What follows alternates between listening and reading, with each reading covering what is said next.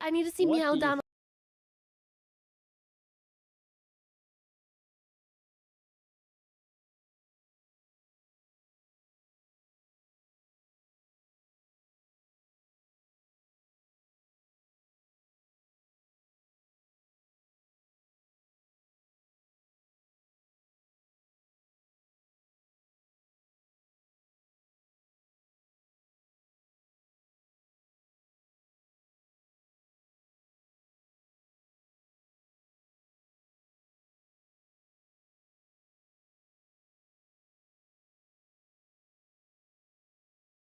I'm the best there is, plain and simple. I mean, I wake up in the morning, I piss excellence.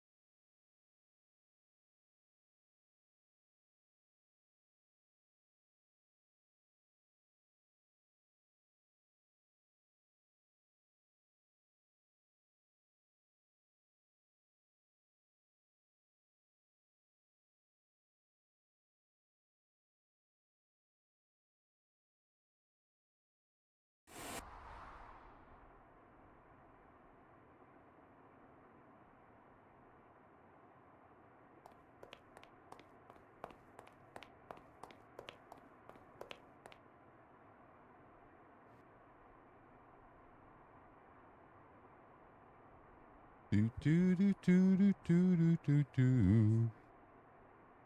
Morning. Welcome to Hotstart Flight Support. How can we help you today?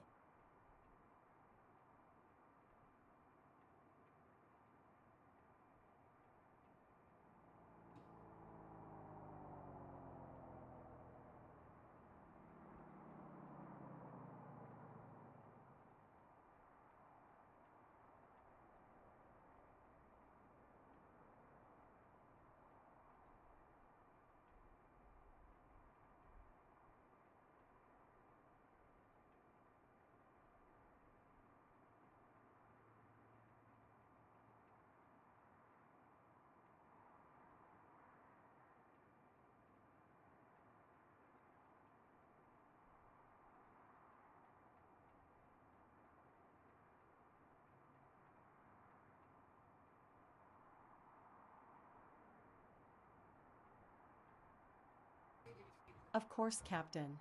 I'll get that organized for you right away.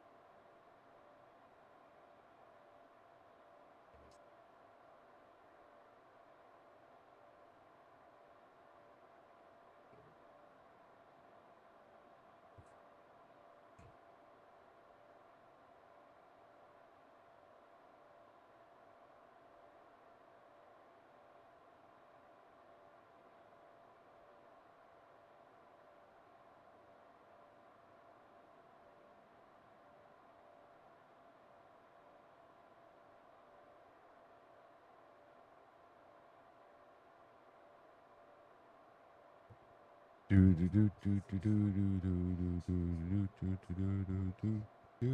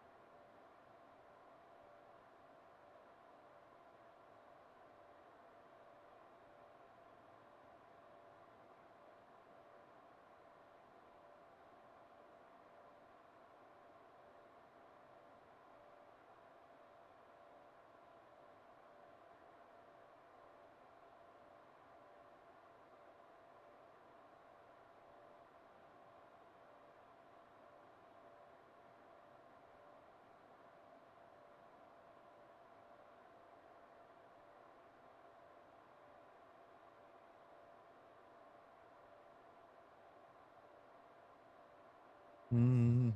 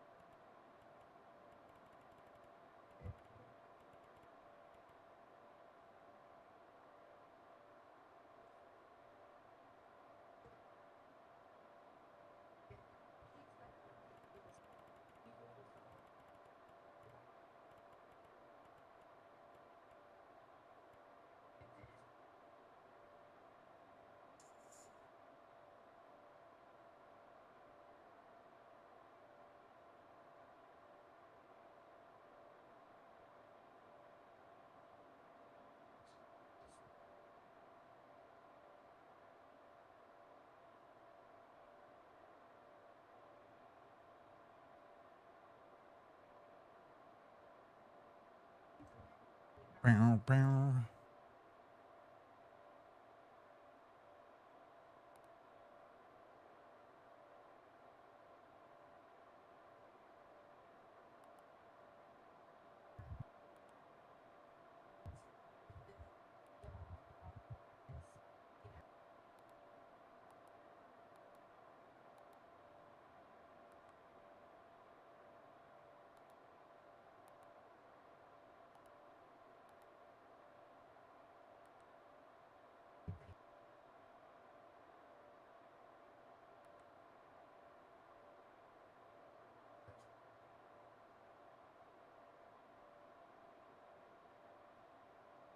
Roy, telling you, need a new chair or seat cushion.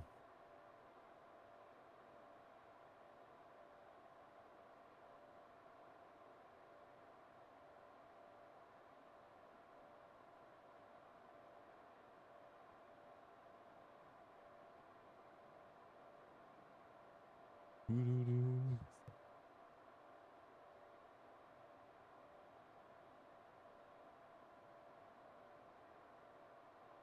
Doo-doo-doo-doo-doo.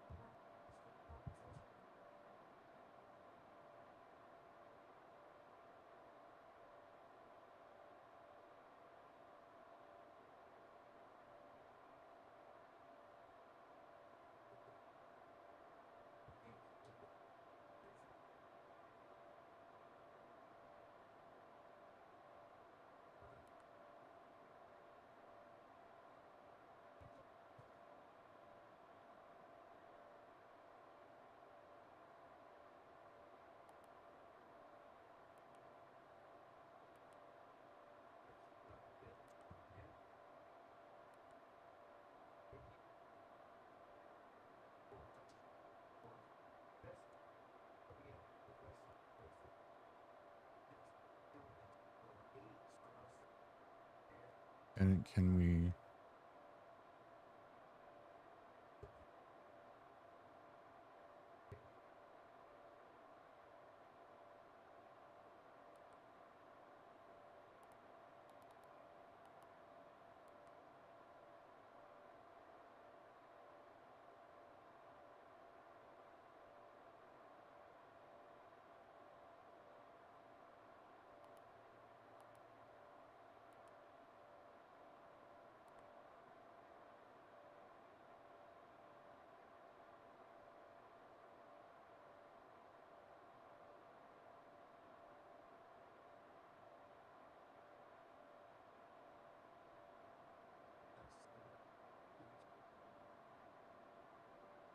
Do, do, do, do, do, do, do, do, do.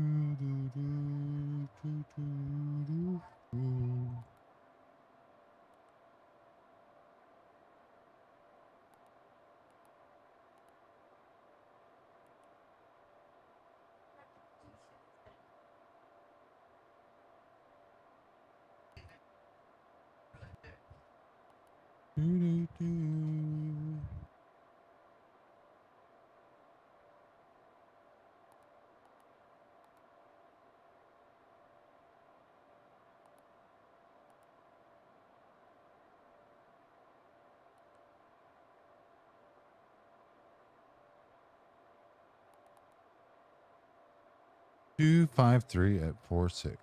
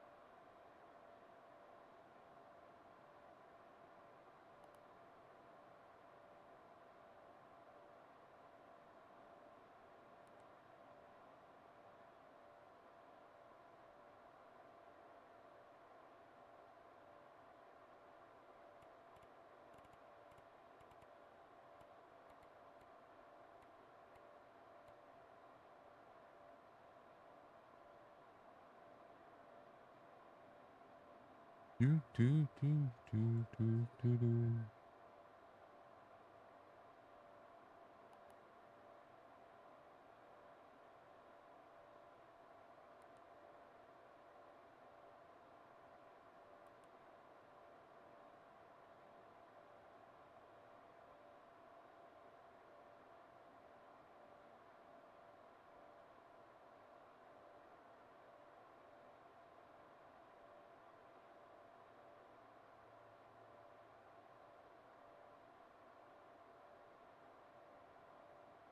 Flight compartment checklist. Nav light, cockpit light, lamp test, Done. duct monitor, Already FMS done. data, FMS Already anti-skid, Armed. nose door, hydraulic 3A pump, brake On. pressure, parking Set. brake, Set. nose door, Closed. hydraulic panel and pumps, Checked. electric panel, Checked. AC DC utility switch, start On. ignition panel, Checked. fuel panel, Check. APU LCV, On. 10th stage isolation valve, Open. packs, On. air conditioning panel, Checked. pressurization panel, Checked and set. bleed air panel, Checked. supplemental ground wing anti-ice panel switch, Out. CAL anti-ice switches, Off. anti-ice panel, Checked. emergency lights, Checked. passenger signs, On. ELT, Armed. glare shield panel,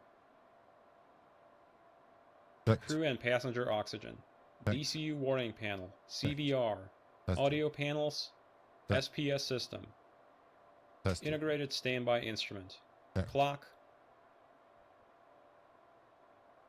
Reset. EFIS, ICAS, Checked. main landing gear bay overheat, Checked. TOS warning switches, Out. pitch and roll disconnects, In stowed. ground spoilers, Auto. thrust reversers, Armed. thrust levers, Off. engine speed switches, On. engine vibration check, Tested. oral warning, Checked. smoke detector, Tested.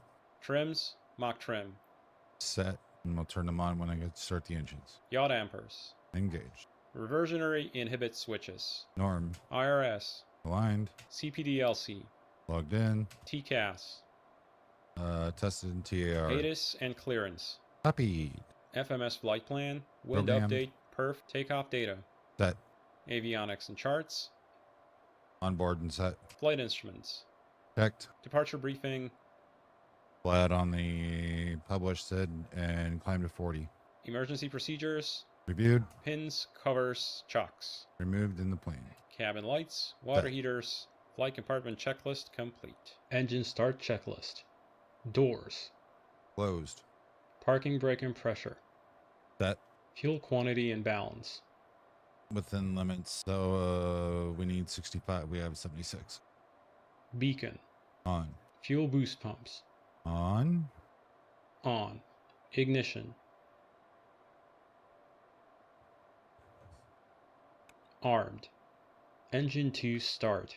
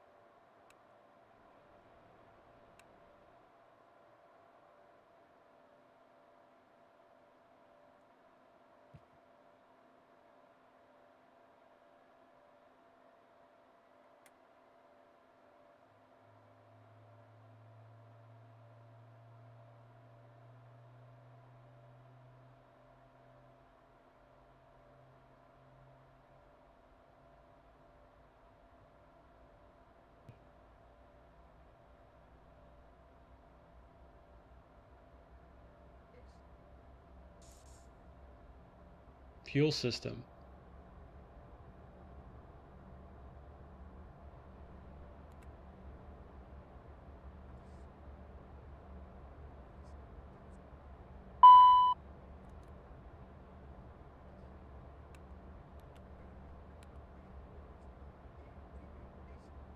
Engine 1 start.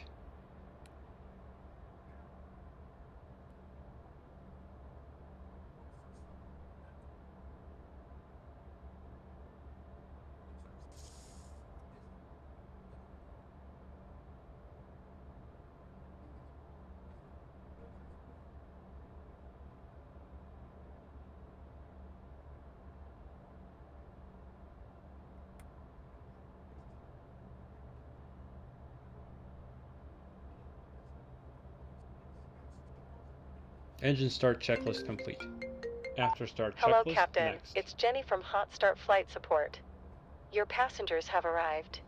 Shall I have them brought to the plane? Understood. They'll be there in a couple of minutes. Anything else? Always a pleasure. Take care.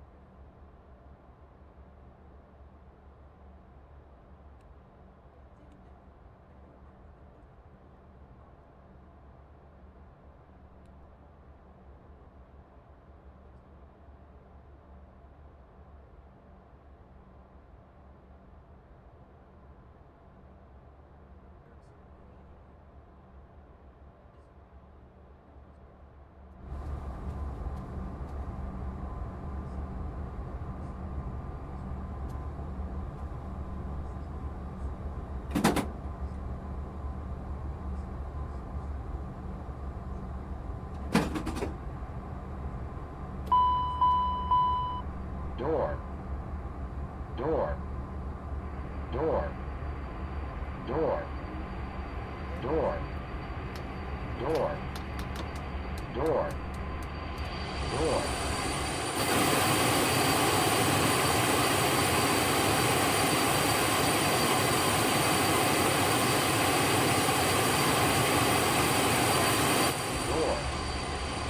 Door. Door. Hello, Captain. Hope you are Door. doing well today. Door. Great. There's Door. nobody else coming along today. Door. So as far as we're concerned, we're Door. all good to go.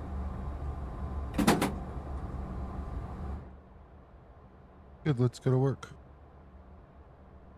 After start checklist. Ignition packs. On. 14th stage. Open. Cowl anti-ice. Not needed. Flight controls. Check. Ground spoilers. Armed. Flight spoilers. Cowl anti-ice. Not needed. Supplemental ground wing and fuel trims. Set. No steer. Armed. APR. ADG unit. Supplemental Testing. ground wing cowl anti-ice. Wing Off. anti-ice. Norm. 14-stage isolation valve. Wing Set. anti-ice. ATS. On. Take off. ATC TCAS. Not After needed. start checklist, taxi checklist. Taxi lights. On. Wing and cowl anti-ice. Not needed. Brakes and steering.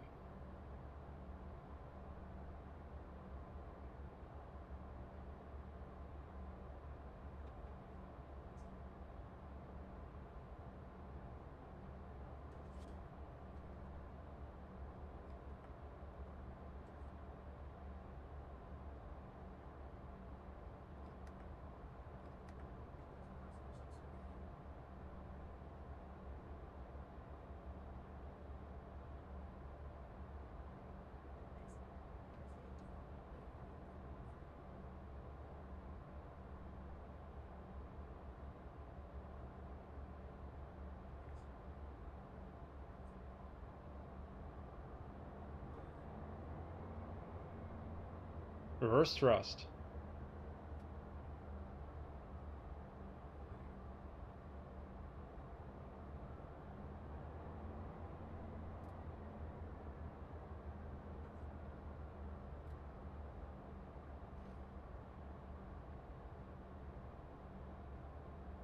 Past it. Flaps. 20. 20. Altimeters. Set. Set and cross-checked. Radar weather. Takeoff briefing. Fly out and follow set. Taxi checklist complete. Before takeoff checklist. Passenger signs. On. Advised on. Anti-collision light. On. Probes. On. On. Windshield heat. Not needed. On. Wing and cowl anti-ice. Off.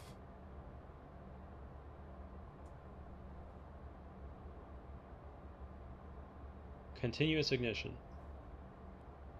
On. ATC TCAS. TARA. TARA.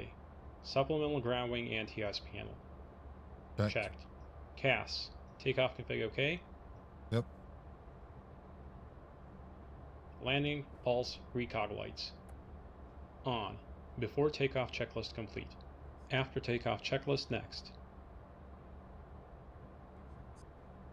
Do, do, do, do, do, do.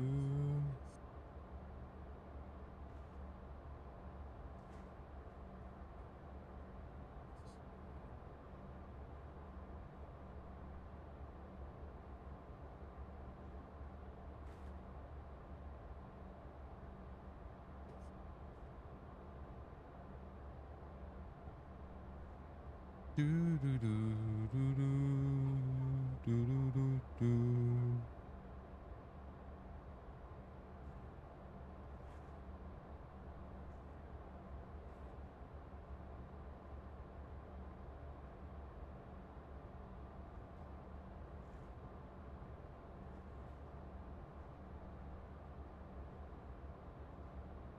Do, do, do, do, do.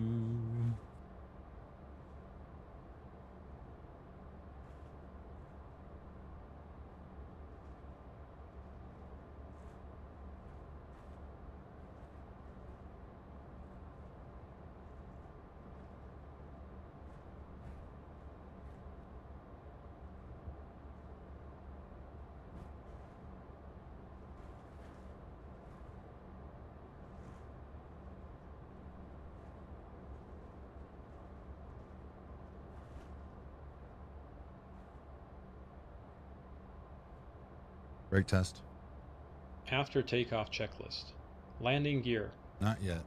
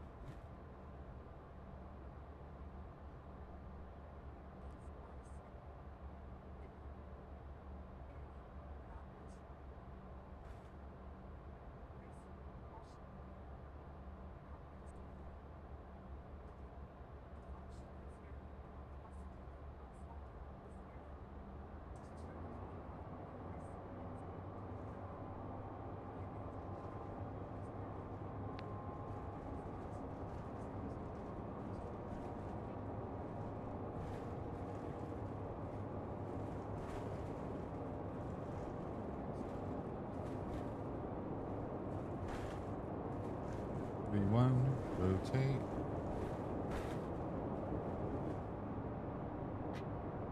Positive rate, you're up.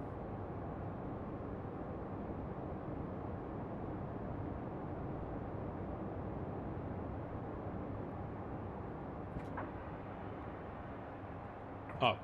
Flaps. Up.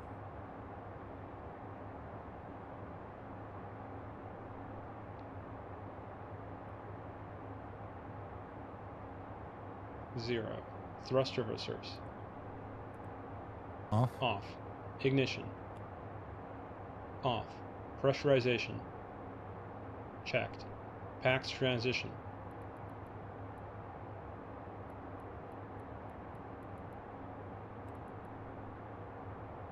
Completed. N1. Climb set. APU generator. Off. APU. Shut down. Passenger signs. On.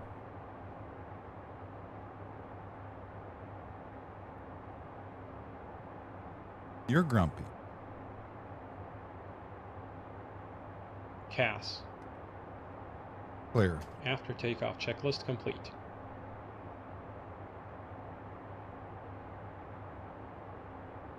What's up? What's Cross up to on this beautiful Monday morning?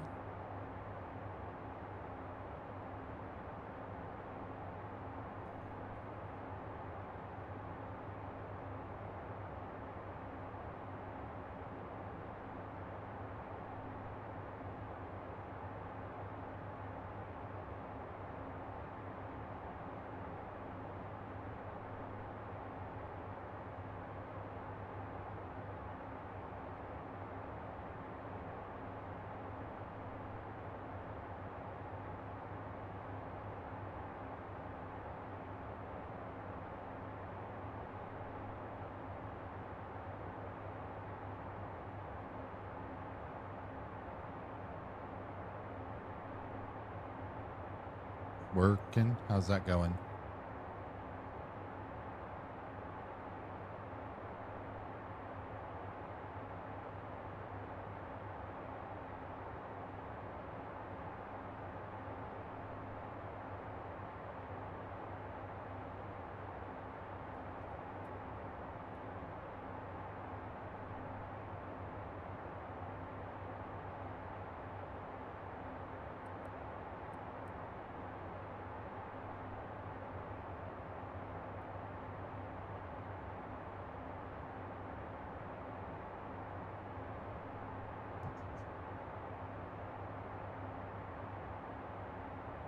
Good so far, but I'm sure something will come up. Yeah. I'm good.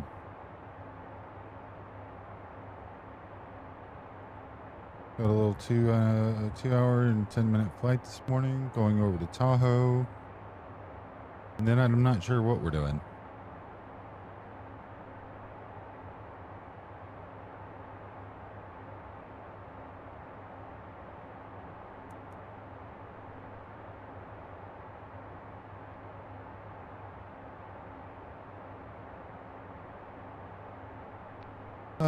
Yeah, just a little bit. How was the F&O for you?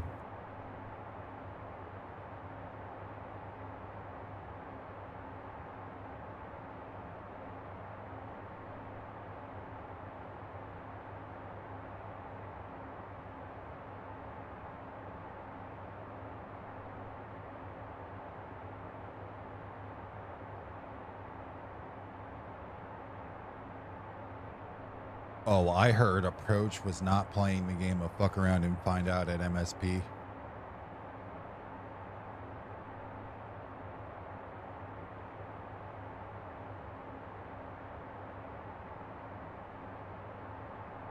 The controller was, he was doing his job.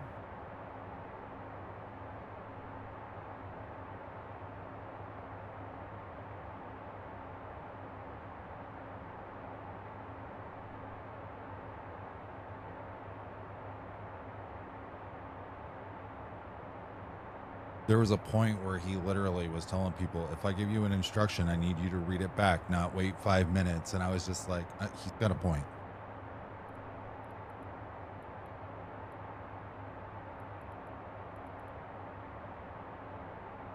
There could be several reasons why that was the case.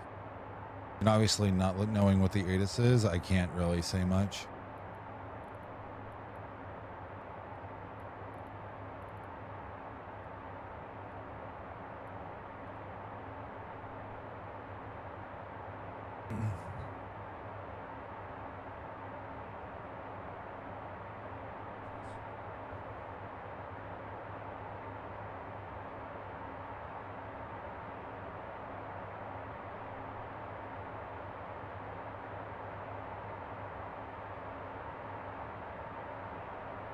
They could have also had a TMU involved in all that.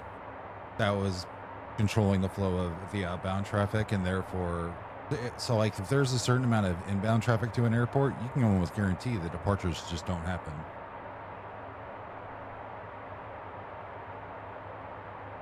This is where you'll have the overall VATSIM community come in and be like, well, it's breaking my immersion. Well, there's only one guy in the tower.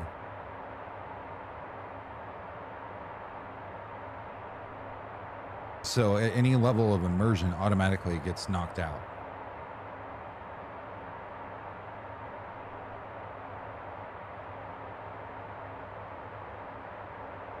Yeah, they're using IRL shit. Problem is there's nothing realistic for an FNO. I'll never understand why they don't just do what's best for the event.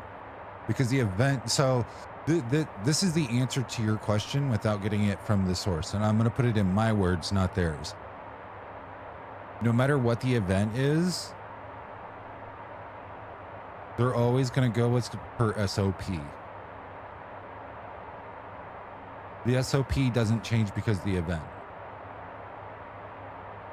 So if it says they're going to follow the real life counterpart, they will follow the real life counterpart. Doesn't matter if the event's there or not. I see your side of the story, but I also see the controller side.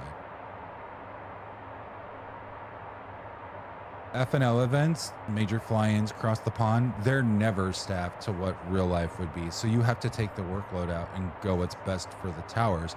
At this point, it's not about the pilots. It's all about the controllers.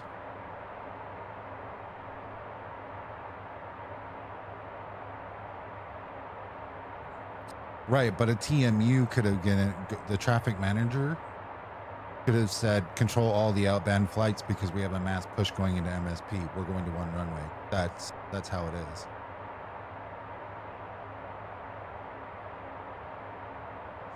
Now, you're going to see statements like the one you make, and I'm just picking this out for context. You know the solution to that problem? Get more controllers. But also remember, I'm the guy who plays both sides of the coin. I'm also one of those old grumpy guys that says, if you feel there's not enough air traffic controllers on the network, then you should become an air traffic controller.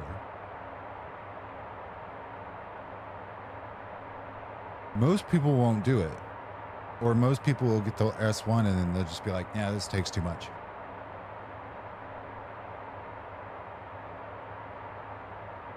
Oh, believe me, but here's the problem. You ready to stop having FNOs? I think the event should never have happened in the first place. When Cross the Pond got canceled, I was just like, about time.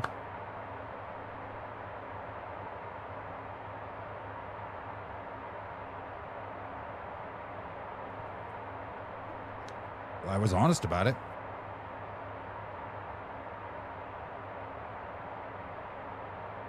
Now, I have several reasons why I'm glad Cross the Pond is done. But I think they need to disappear because they're all understaffed. And most of the pilots are going to complain about the controlling and how things are done. I'm not picking you out. I'm just saying as a generalized statement over 22 years. I think they just don't need to happen anymore. I honestly think FNOs need to just poof, be gone. They're all understaffed. It's hard to get staff for it right now. There's kids that are in school, or God forbid, they're doing something else on a Friday. Most of the adults don't have time to sit at home anymore. You have RTACs that are begging people to get in. At one point, they were trying to find sponsors to make it worth your while. Now, think of it from a controller standpoint. You see the way that FNOs from a pilot side are going. Have you thought about the controller side? You got people that are flying into MSP, which has had the most inbound traffic out of the entire weekend, out of the featured fields. Most people couldn't call in their approach control restrictions, maintain their speeds, or fly their damn plane. That guy gets a headache, and how much did he get paid for that? Not a damn dime. So, my question to you is, would you volunteer for that headache?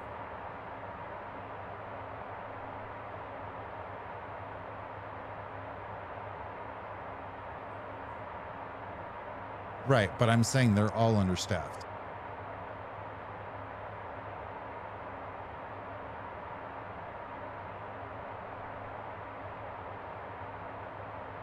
And it's a legit question. If you wouldn't volunteer to work center or approach during an FNO, why would you expect somebody else to?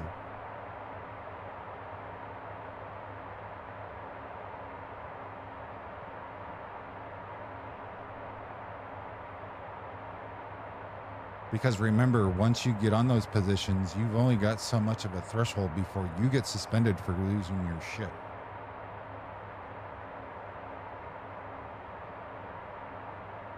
Yeah, you get warned if you tell somebody, hey, it's your responsibility per B8 of the code of conduct to know your aircraft.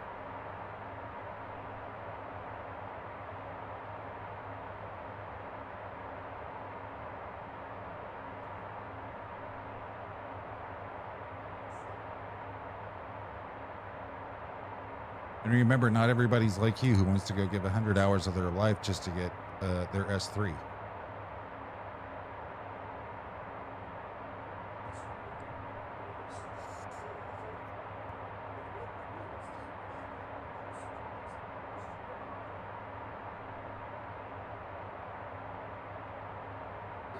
I don't know what it is now, but the baseline to get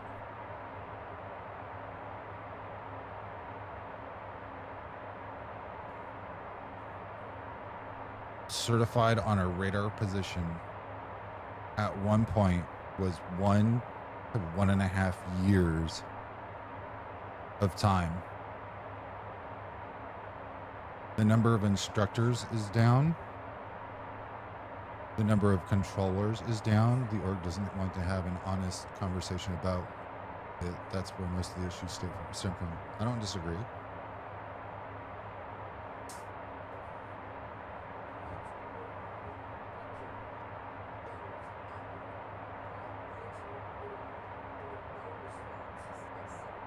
Oh, I know. You can ask Aviator Chris when he's in here. I literally was talking to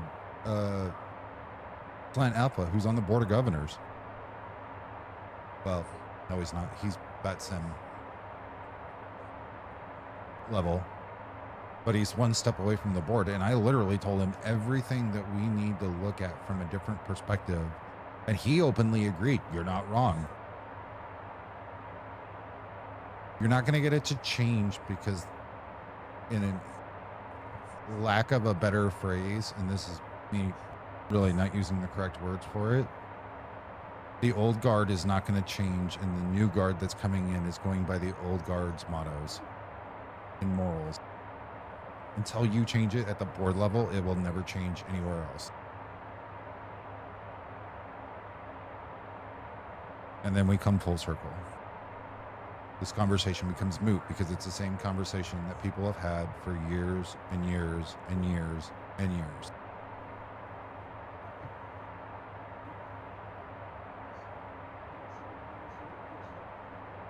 Like I said, I don't disagree with you. There are things that need to change, but they won't. And that's why we have people who won't fly events. We have people who won't control events.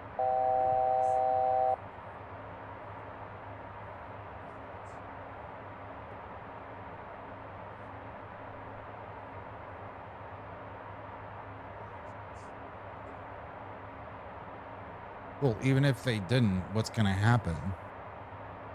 The best case scenario is they start enforcing the code of conduct and not using it as guidelines that are selective. And then you have to worry about controller retention.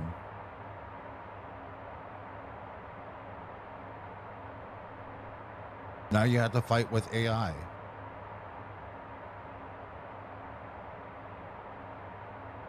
Honestly, if I wasn't learning this plane still and I was more comfortable with it, I'd be using say intentions over VATSIM. It doesn't send me to Unicom, problem solved.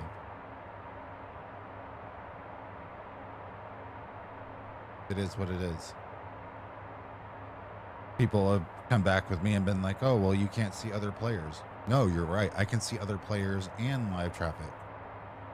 Immersion doubled. Well, you can't see them on X-Plane. Well, I was looking at Ewald all day for a couple of legs last week. The biggest thing in the right now is the age thing. Aviate, educate, communicate unless they're 13. Oh, Daddy!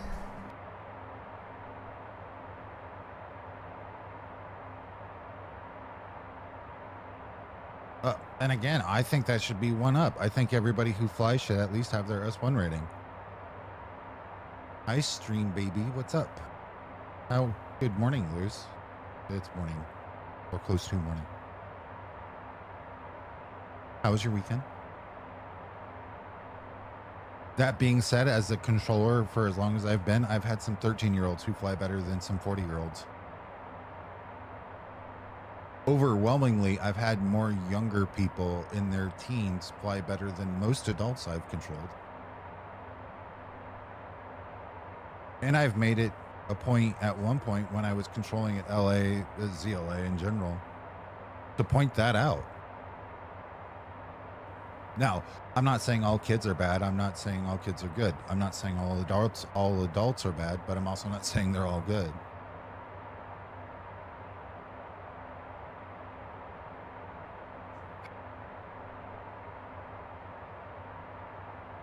From a controller's perspective, I'd much rather take the 15-year-old or the 14-year-old or even the 13-year-old who's actually giving it an honest try to understand things and learning from their mistakes over the 50-year-old complacent pilot who can do it because I've got 2,000 hours of flying on the network.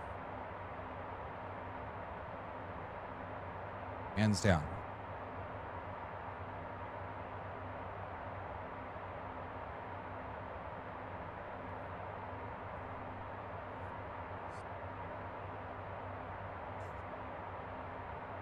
No, I agree. I agree with you on that.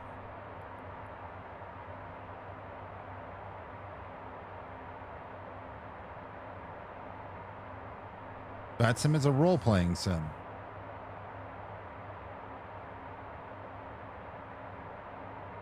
Going all right. Weather is awesome. Daylight savings happened. I'm an hour forward. So it is 1 o'clock now? Are we in bed, sir? Cross, hurry, move. Boot. Don't put your snoot in his armpit. I made it awkward. You're welcome.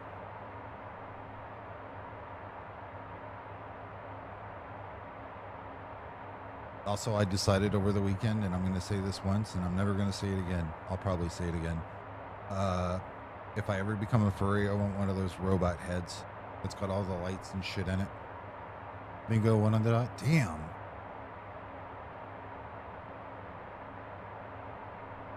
I also don't think there's enough controllers on the network to make it a true learning environment. Because what are you learning? How to go off to Unicom as an airline pilot?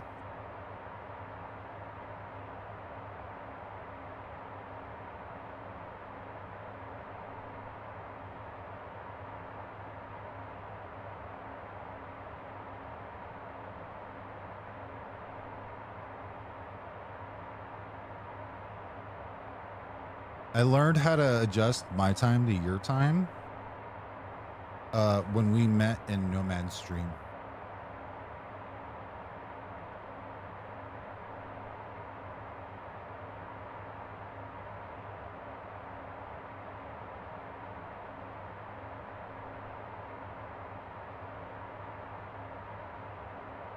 And I see where you're going, Cross. But the problem is going to be, will they enforce it?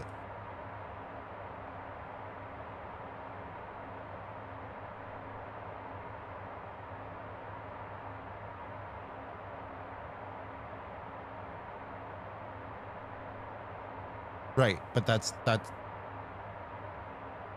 you see where I'm going with this, right? I just don't want it to sound like I'm hounding you. I think you and I can both agree that they need to enforce the code of conduct, not use it as a guideline. It needs to be law. Like, it needs to be something that it's there, it's written. This needs to be followed through the word of law on Batson as it goes. We all know that's not the case.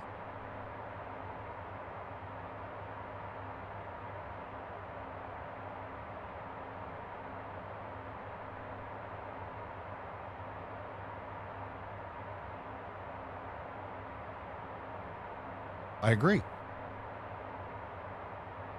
What should be there for one should be there for all.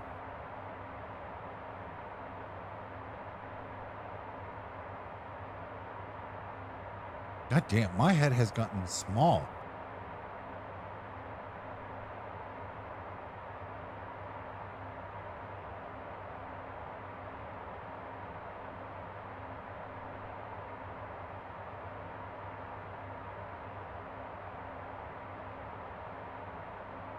Right, so their answer is going to be, he can't get with your schedule for the next 2 weeks. Does he not fly?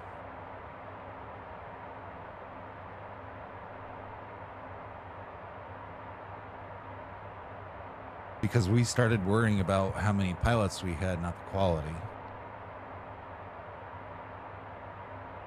No, maybe his schedule doesn't match yours. Maybe he's in school and he doesn't have time to sit down with you for an hour every night. Because from a mentor standpoint, you can't stream that. Now, I'm not saying you wouldn't give up your stream to go help somebody learn. I'm not saying that at all. One of the biggest issues that RTACs have with training new controllers. You would have to literally have somebody around 24 hours a day, 7 days a week to be available to train somebody who has an uncertain schedule.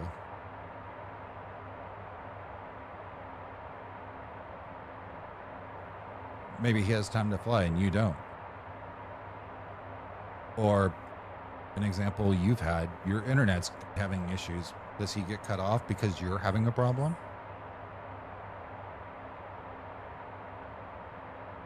I think you grossly overestimate how many people would sign up to help.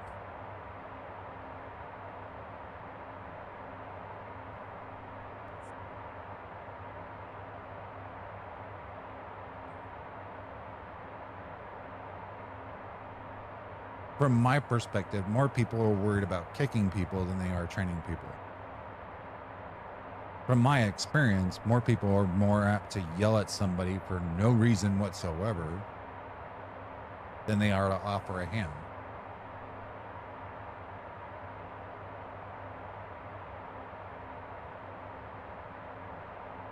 How many times while I was controlling at Vegas did I get, oh, I've never actually had anybody help me understand that. Thanks. I can go pull up some of my VODs that say, man, you've got the most patience that I've ever seen from a tower controller. And I'm just like, but I'm not patient.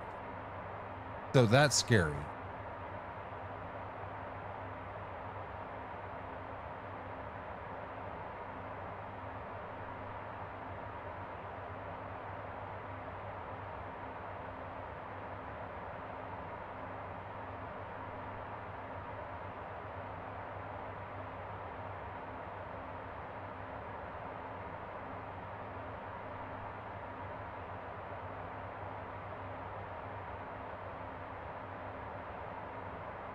Oh, I don't know, but I think MustBus itself has made an expansion into VATSIM.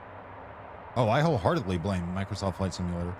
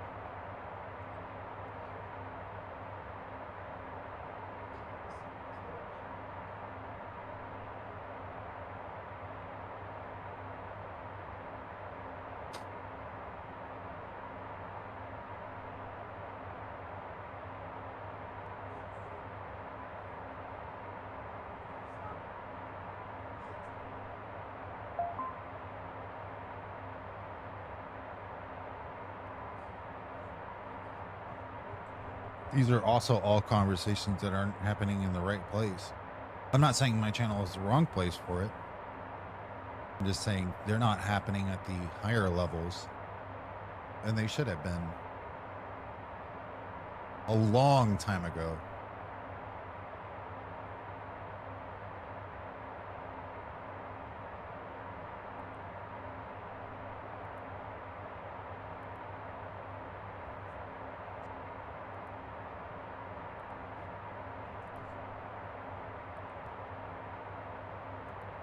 I've said it for a long time. Every pilot on the network should start in a single engine plane. I think every pilot on the network should have to go through a rating system, just like controllers do. If controllers have got to go through that level of training, pilots should equally.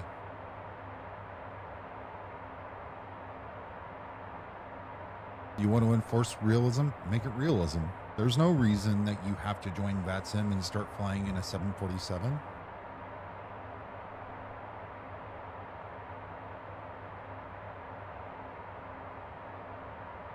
Have a pilot make a minimum of 100 hours in an aircraft that's capable, single engine, piston.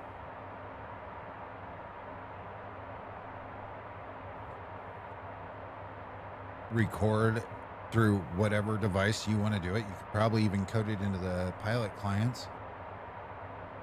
Have a review team that goes over the flights to see that they're handling themselves correctly, showing proficiency they can learn. And I think it should go up. And yes, I think it should be every pilot. And somebody goes, why? That's not realistic. That's not fair. I'm sorry. You want to know how many hundreds of hours I had to spend to get my C1? No, you really don't. Because my VATSIM profile doesn't show the hundreds of hours I spent in a sweatbox trying to get things down to pass. Because that's what you have to do.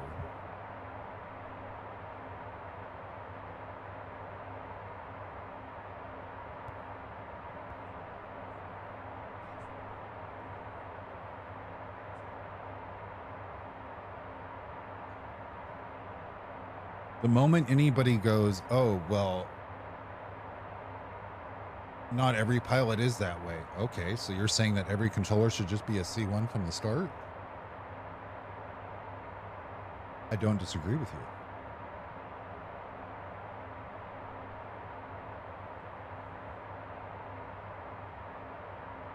Your vacuum died.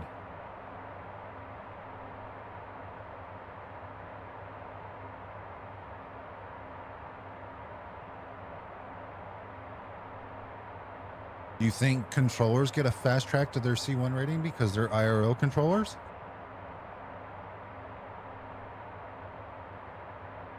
They still have to prove they're proficient.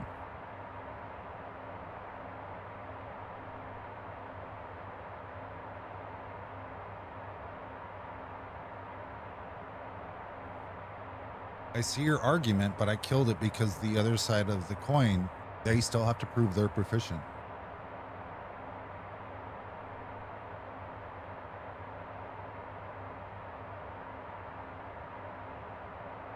No, because most people think, oh, well, they're an IRO controller. All they have to do is show their credentials and they get straight to C1. They don't.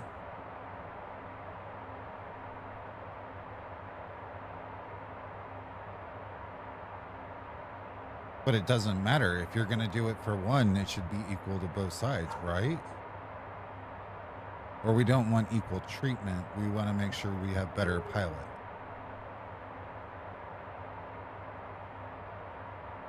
Show me the incentive to be a controller now. I love this discussion, by the way.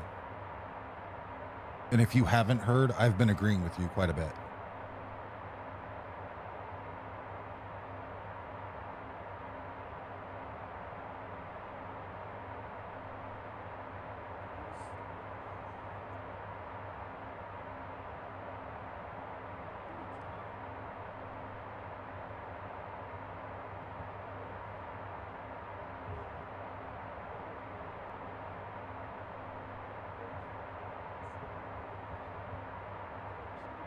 No, and you're right, Luce.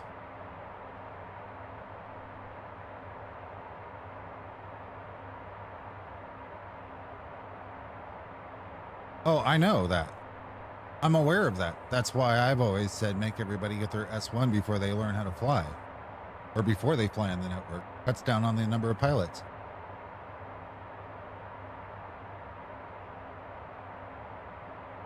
The most common thing that people on VetSim bitch about is there's not enough controllers or there's not a controller online. Fine, let's kill this argument. You learn how to become a controller, then you tell me if this is something you would do. If you can't pass your S1, you have bigger problems. Aloha.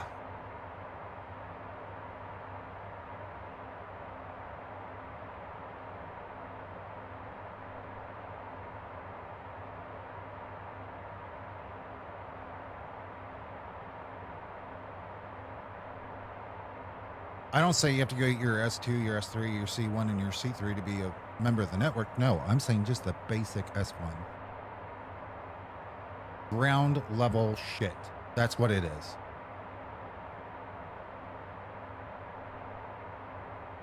And most people won't do it. Okay, let's put a requirement in for pilots then that makes it where they had to show some kind of proficiency. Then you're going to get like your response, which I'm not saying is a bad response. It's, oh, well, this guy controls flew 1,000 hours in the 777. He should get a free pass. No, he shouldn't, because if the controller who does this for a living, who's done it for the last 10 years, doesn't get a pass, why should the pilot? That's my argument. Plus, the majority of the IRL pilots I know are in favor of there being some kind of restriction to pilots or a pilot rating system.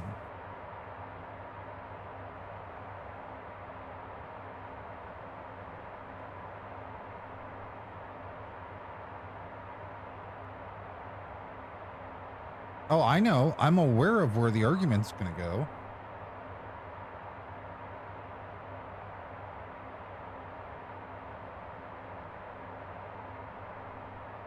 But the pilot rating system was put in place. It was never enforced. Great. You're an ATP pilot. You can send a screenshot or a picture of your license and they'll give it to you. Most pilots still want to do a check ride.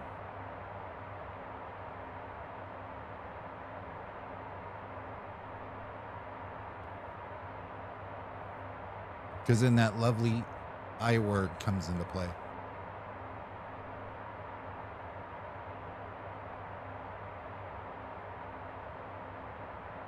What's up, farmer?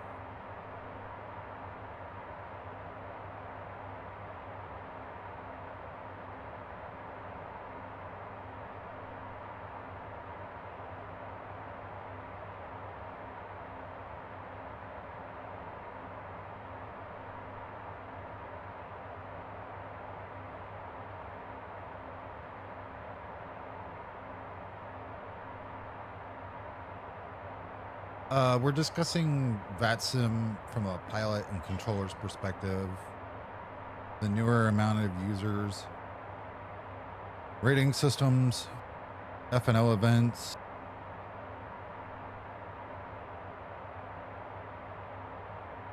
the general VATSIM of being on a role player network.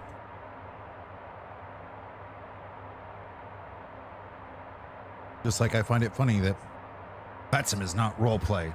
Bullshit, it's not. GTARP of the skies.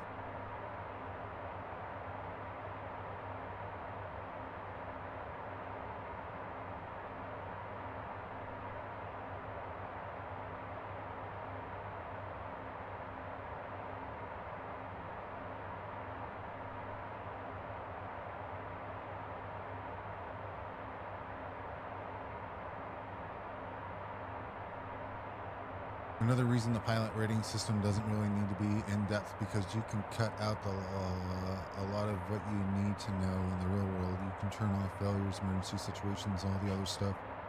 It really comes into play your play for your type ratings IRL, and if you really get into this shit, then you can just disconnect, restart, and there's no obligation to deal with it.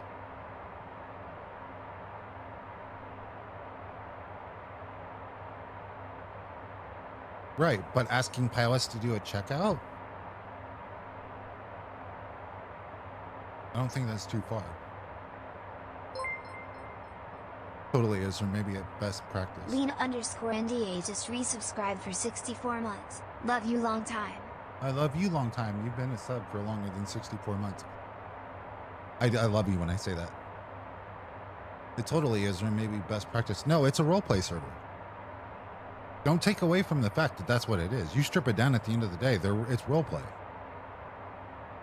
I'm not sitting in the cockpit of a real Challenger as much as I fucking wish I was.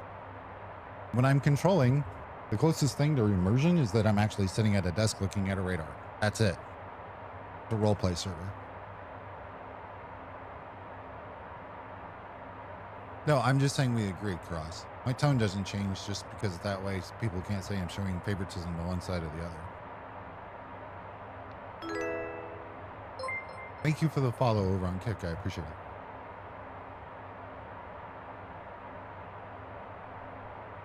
No, I agree with you, Cross. I've said this for years. Actually, you and I talked about this in Vegas. In the VATSIM area. Both of us agreed while looking at VAT USA 1. Why is there not a checkout to do the major events?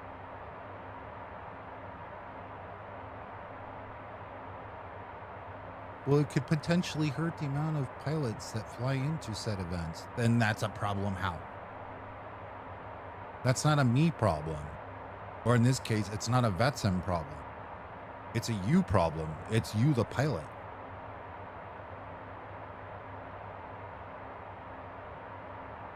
When I got asked about my feelings on Across the Pond, I said the event needed to be canceled. I've said it for 2 years. The event was held to keep pilots in play and bring people back. But realistically,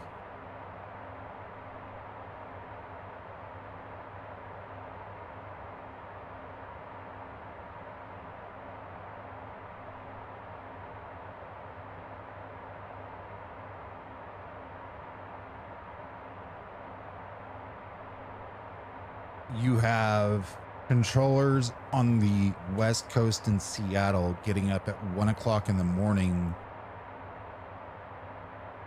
on a Saturday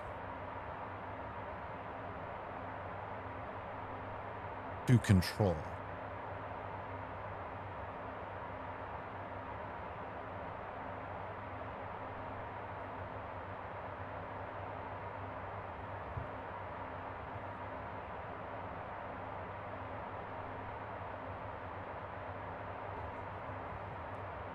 I don't know about you guys, but I'm a fucking asshole at 1 o'clock in the morning, especially even when I do have coffee.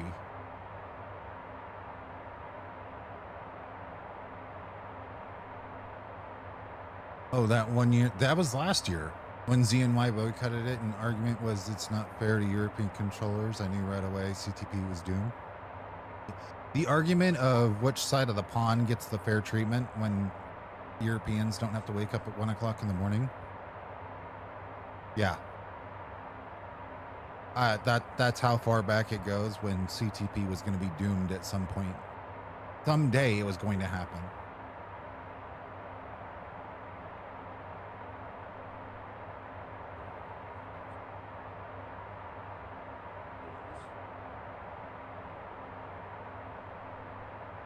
So I don't know enough about VATSIM. You're saying people get checkouts before they can do community events. That's what I'm saying they should do, but that's not what happens. So you as a VATSIM member, right?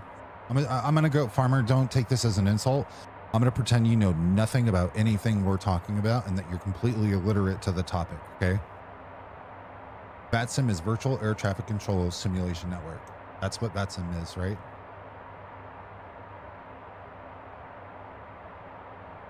You as a member with a VATSIM account who can literally take the standardized onboarding test, throw it into ChatGPT, or in best case, have basic knowledge that my, at the time, 6-year-old daughter knew from listening to her dad fly fake planes, and pass the exam. It's not really hard, okay? The moment you pass the exam and you get your VATSIM ID, you are, in theory, able to fly every single airplane in the world that's in the simulator on the network, nothing else.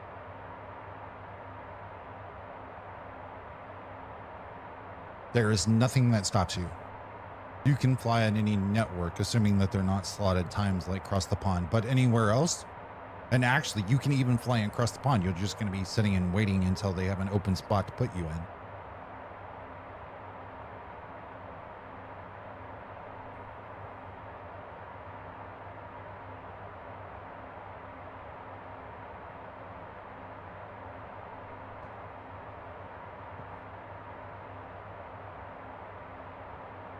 Yeah, but then you're going to have, show me the event that features the East Coast of the U.S. That's why it's spread out, Cross. You know damn well that's why it's spread out. St. Louis isn't going to be able to feature at airport. The second busiest airport in the world, Dallas, isn't getting featured in the airport. LAX, they don't get, they won't be a member of Across the Pond. It's one of the most staffed airspaces in all of VATSIM. They get kicked out across the pond, 100%.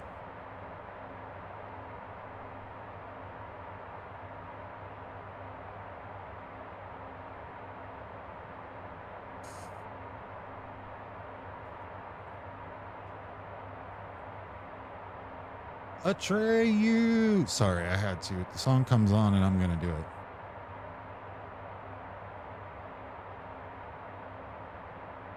I said, okay, find an event for the West Coast. Solve your problem. Cut the amount of airports, spread out the events. They won't have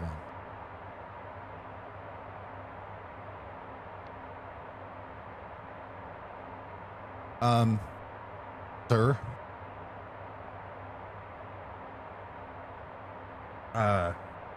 I'm not sure. Oh, I'm pretty positive you passed, you know, like 4th grade geography, but I think the Pacific is just a little bit bigger than the Atlantic.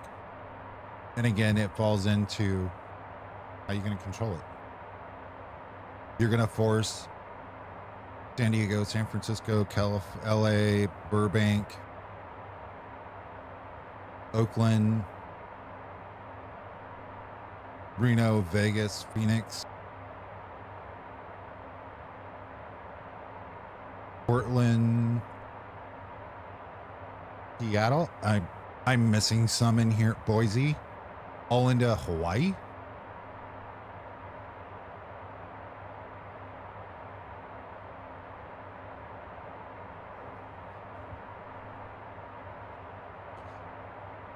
Not a bad idea, but I think you're fucking insane for it, but not a bad idea. Talk about having runways shut down. You're going to have parallel arrivals. You're not going to be able to space that traffic out without having to worry about with worrying about departures. So then you're going to have to do a ground stop.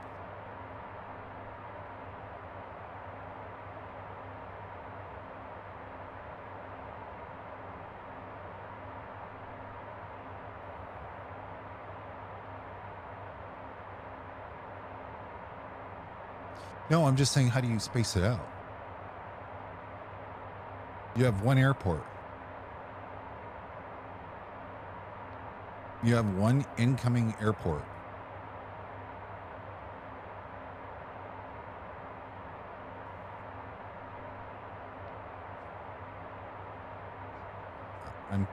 You're missing a key factor here, sir.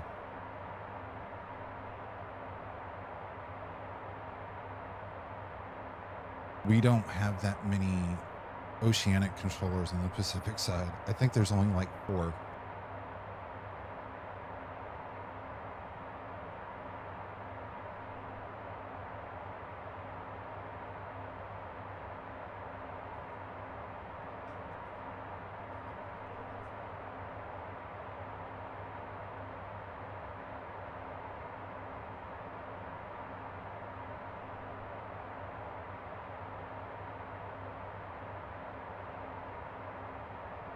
Right.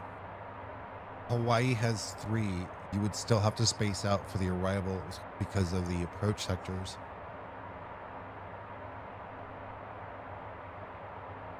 If they want to go get a checkout for it, sure, but it's greatly handled differently.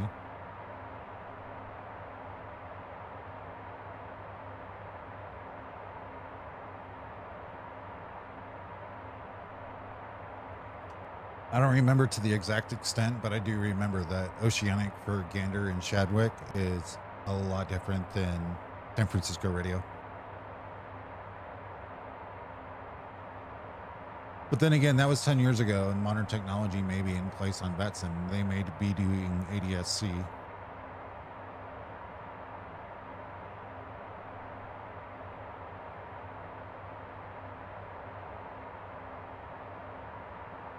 Alaska is so understaffed that you can basically become a visiting controller by doing a very quick checkout and having a C1.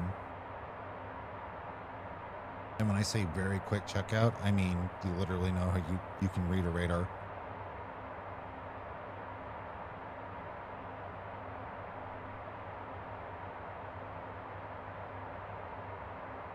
I think we're neglecting the fact that you have 3 minutes spacing for heavies to cross the part from LAX, for example.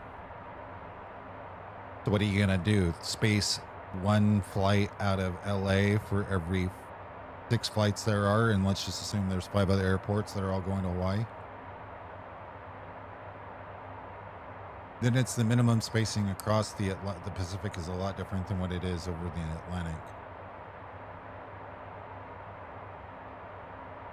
Right, but the difference is across the pond you have more arrival airports than you have across the Pacific.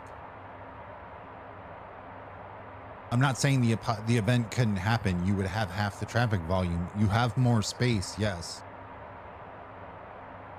But your day from a 3-hour window would have to be a 9-hour window to control.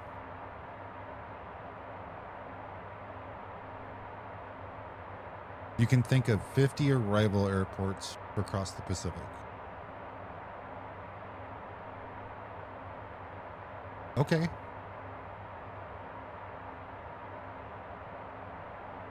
From mainland to Pacific, what are the 50 airports?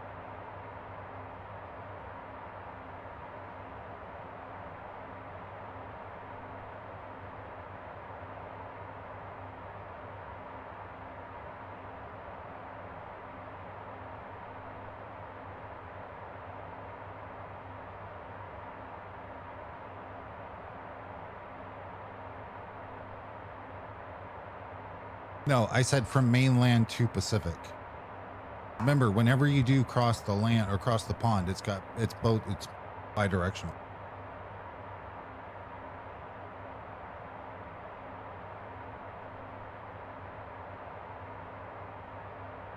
And food for thought, Tokyo to LA is a 9-hour flight.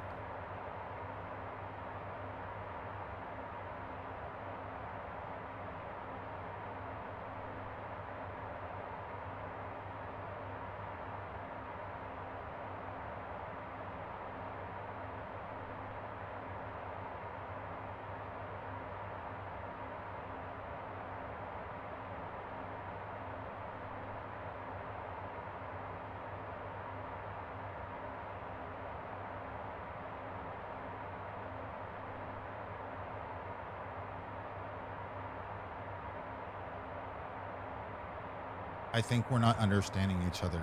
So for air traffic controller spacing, you have to space out before you can leave the West Coast. Even if you stacked it perfectly, which is damn near impossible, you would still cut back on the amount of departures that you can have from Hawaii. That's fact. We can't argue that.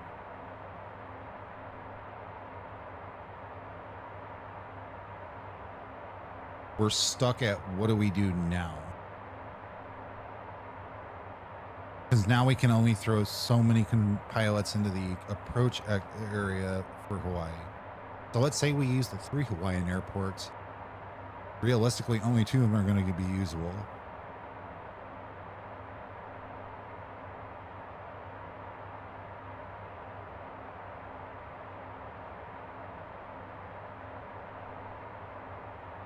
Okay, I can see that.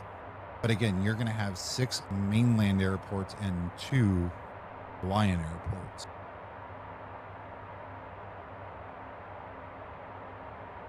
There's a very lopsided balance here.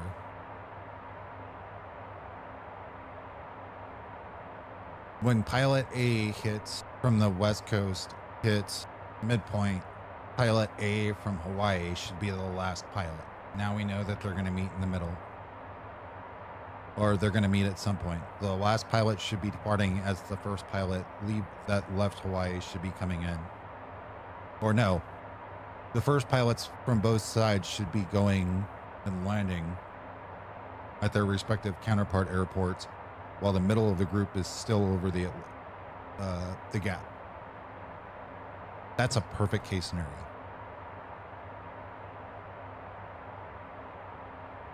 Not going to happen because obviously, you know, wind goes from west to east. But I see where the logic is. I see your point. But again, due to the runway links, you're going to get maybe 2, 3 at most.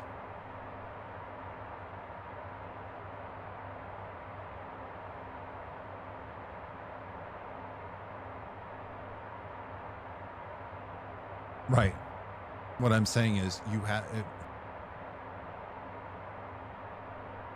Across the pond has more departure and arrival airports. That's what I'm getting at, sir. I'm not making a face at you. My nose itches.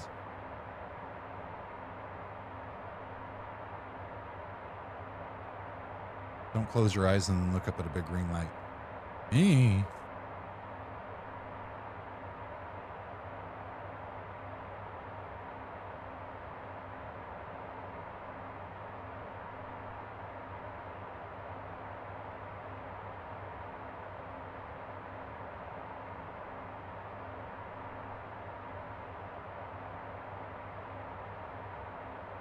You need to stagger 6 to fit into 2. You need to push 2 as fast as you can to get into 6.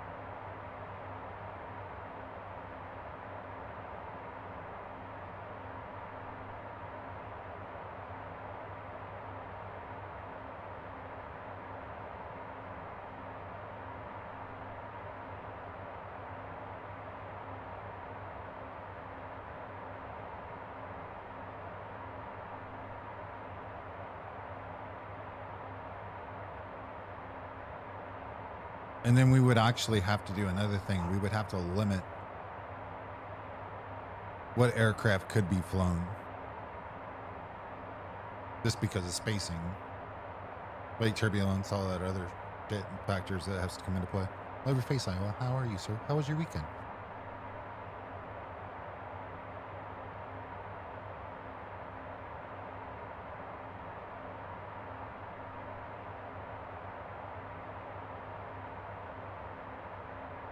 So we'd have to go back to the slotting system, which is one of the reasons that Across the Pond got so much negative feedback. Hey, it's almost like we're coming full circle. I like having these conversations with you. It makes me open my eyes to things I didn't think about. Wow, wow.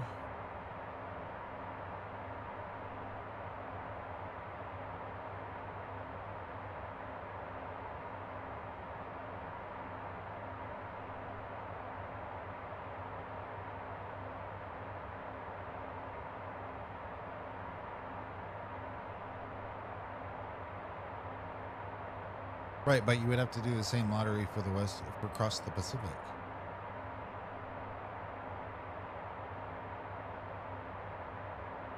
You're saying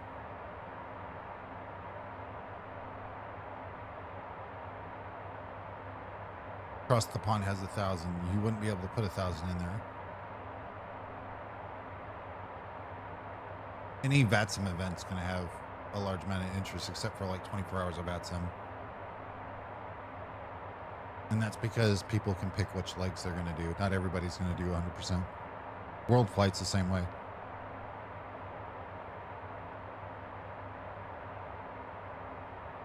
You can do one leg of World Flight and say I did World Flight.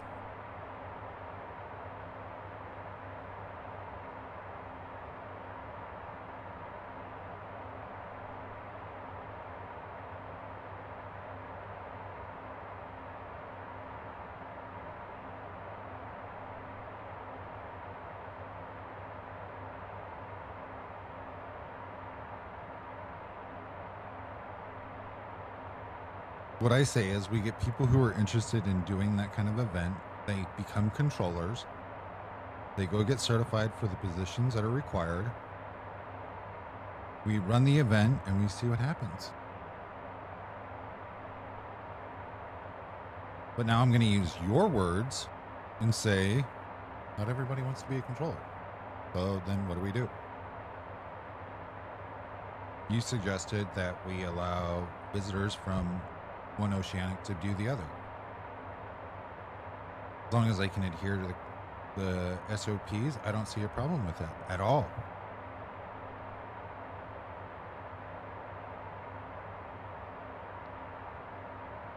It makes people have to brush up on their oceanic clearances, that's for damn sure.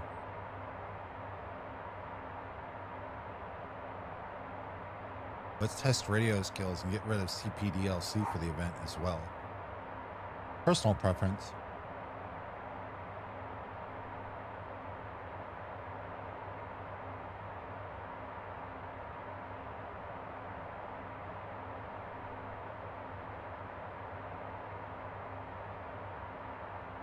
I think you should propose it.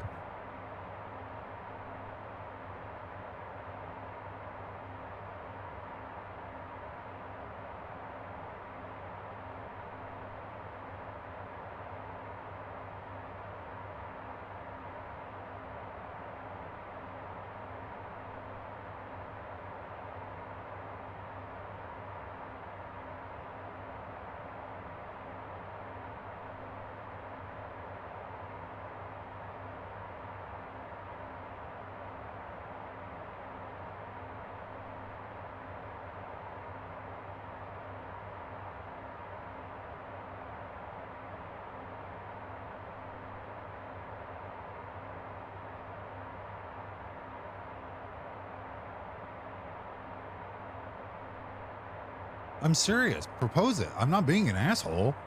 You know when I'm being an asshole. We're friends.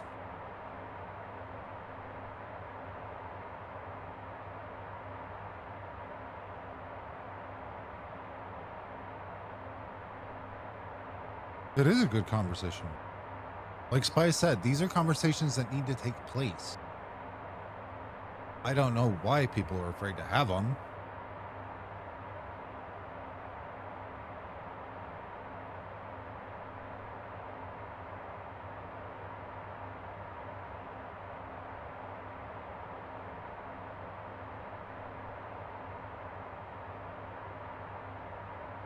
That was a very rhetorical statement, sir, and I agree with you.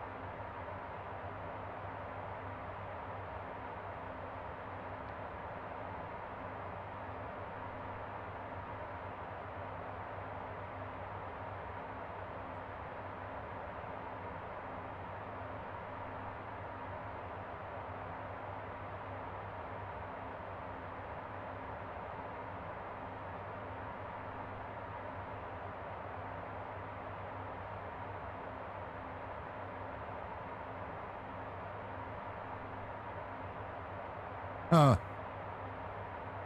That had to be fun.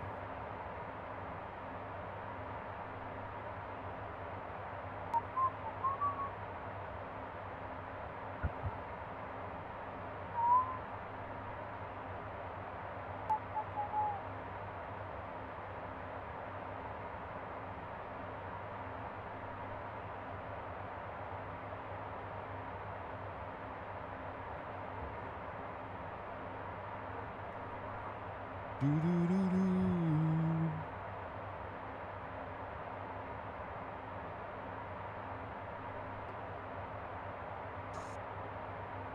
Where's Ghosty?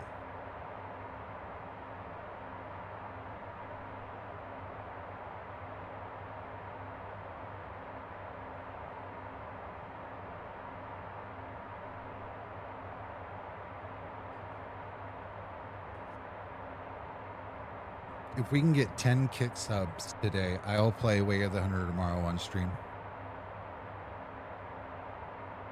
If we get 20, I'll do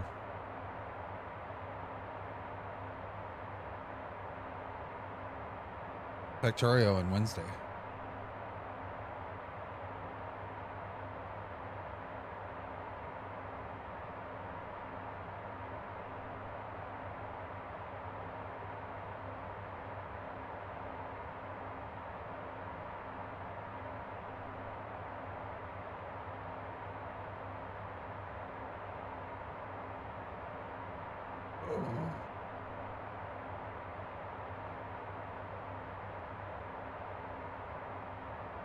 Ewald.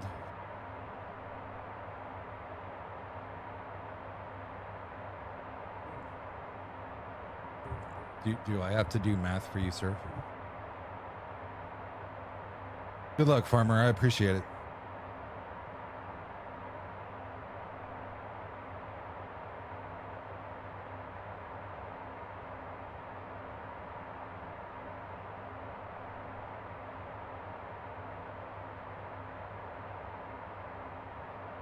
Ewald.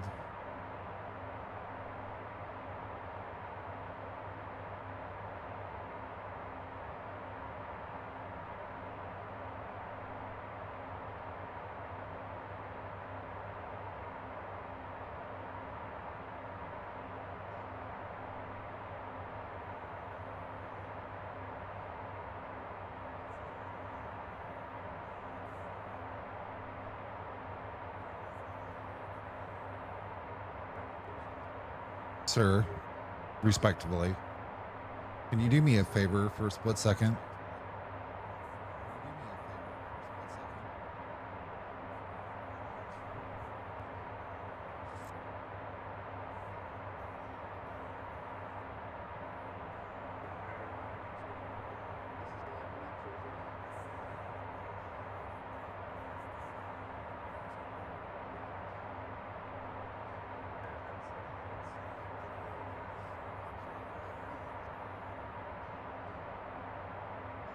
He's probably choking me in his brain right now.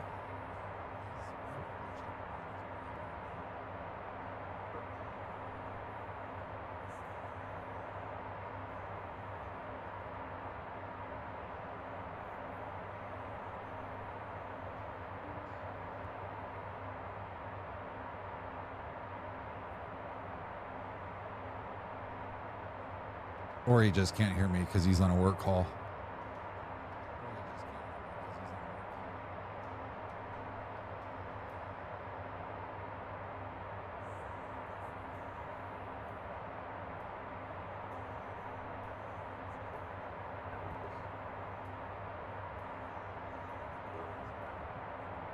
Take a look.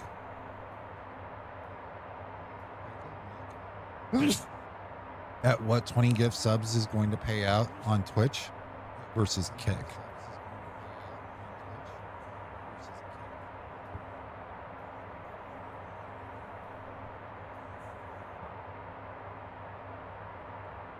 And then realize why I said Kick specifically.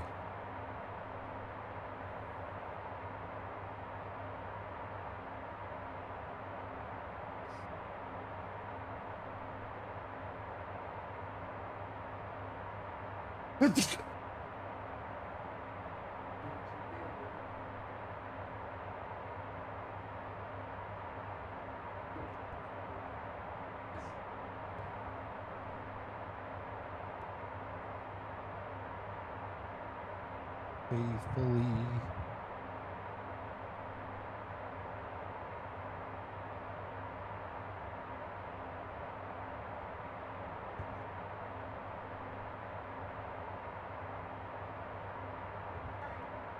Oh.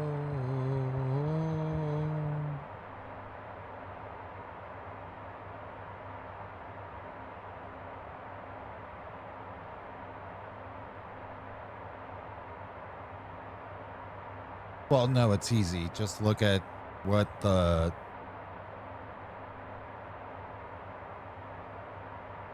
on Twitch for 20 subs. Look at what the cost of 10 subs is. On Kick, take the cost of 20 subs and minus 5%.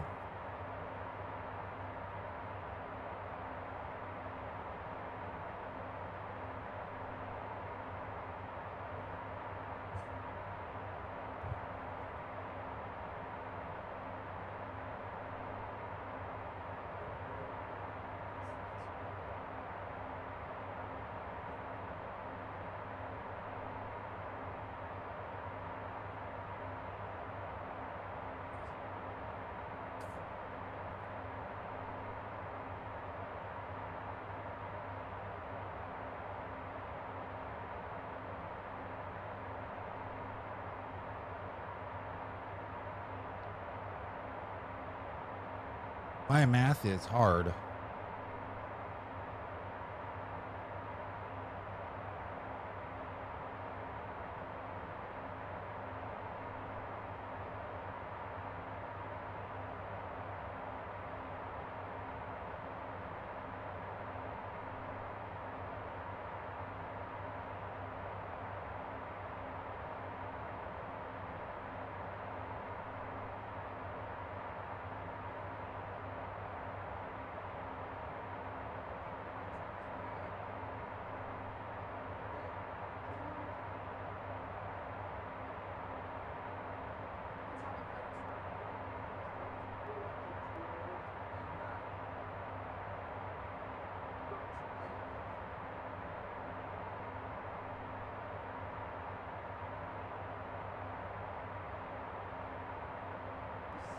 Do do do do do do do do do.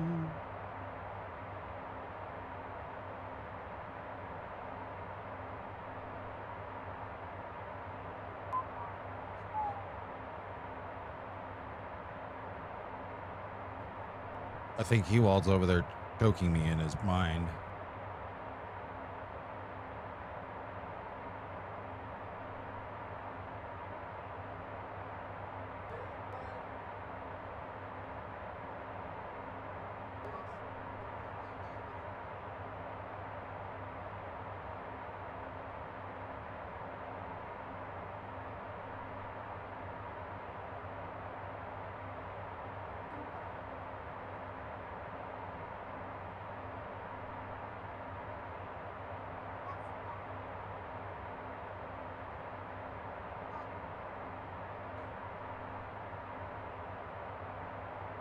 Do do do do do do do do.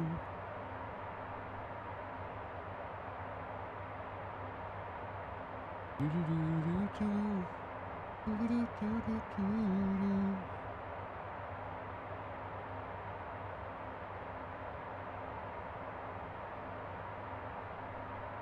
Yes.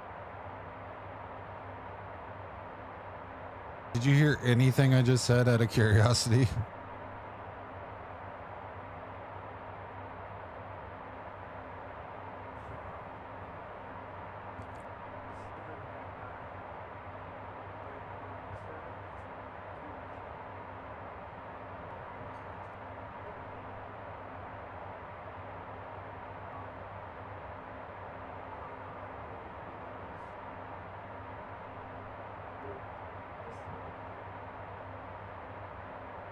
You said I was getting cheap,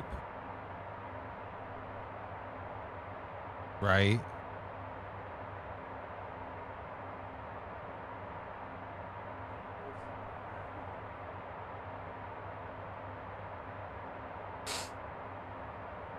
My allergies allergies are like going fucking fierce today.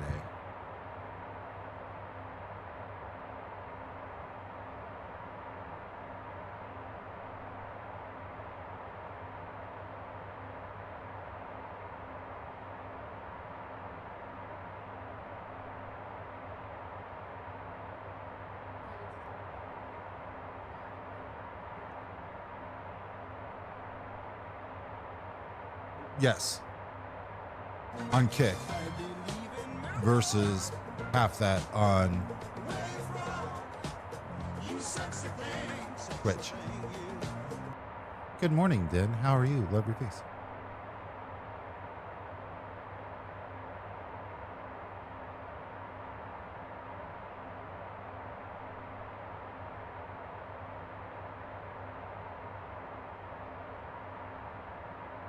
It would be like saying for $100 in donos by the end of today's stream, we'll do Way of the Hunter tomorrow for the first time, never playing it, and Factorio on Wednesday.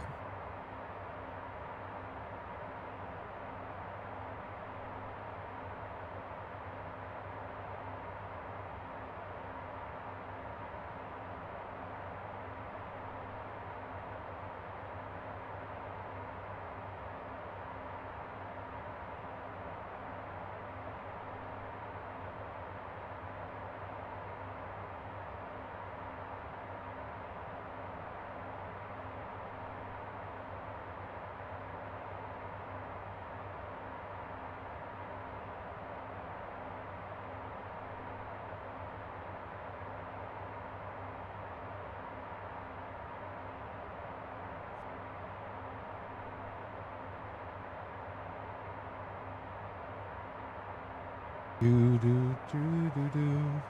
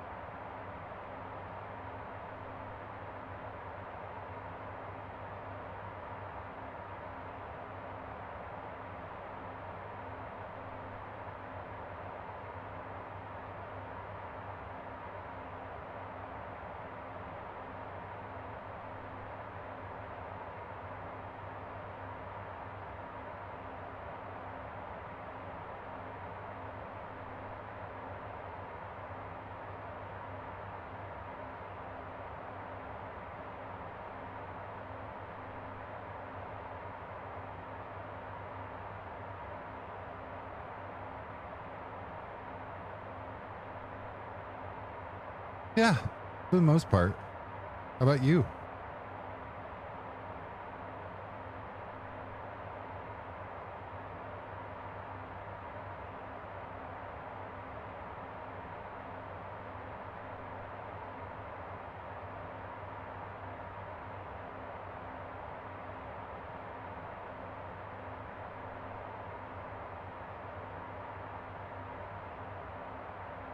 Where'd you drive? Why? Who hurt you?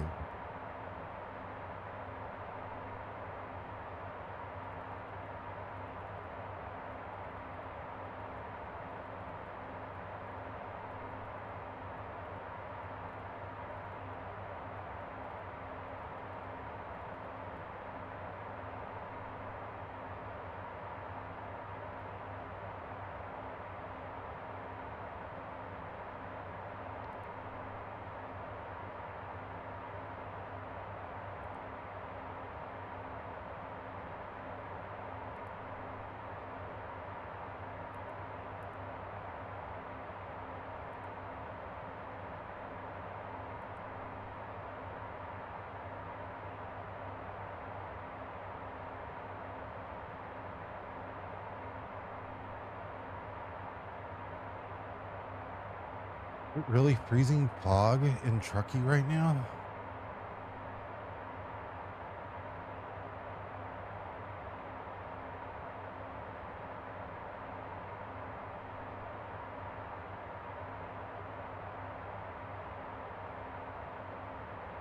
Did I really just do this?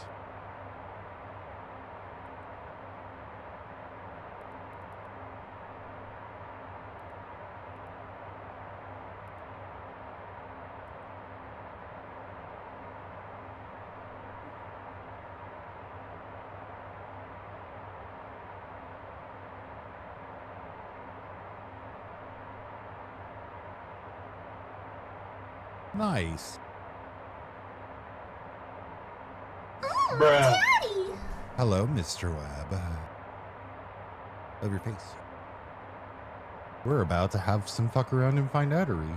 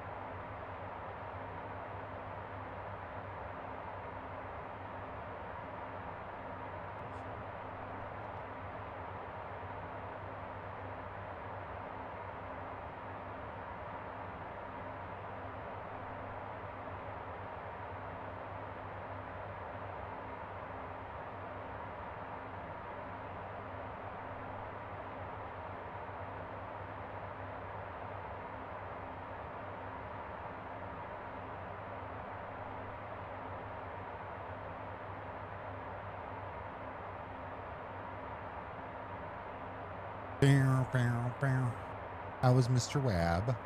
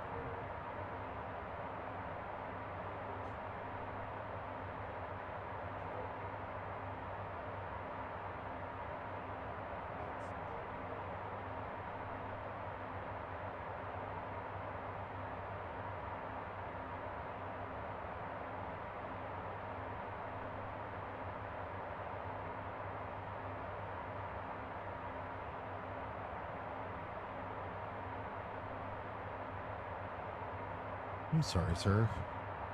Did you have a good weekend?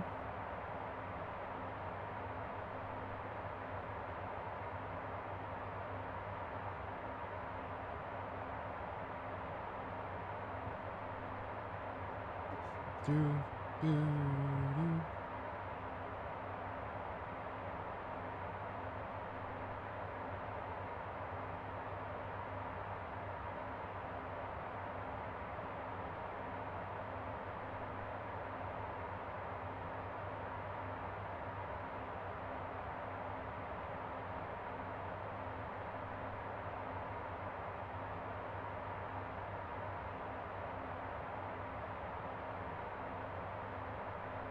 Do do do do do do do do do.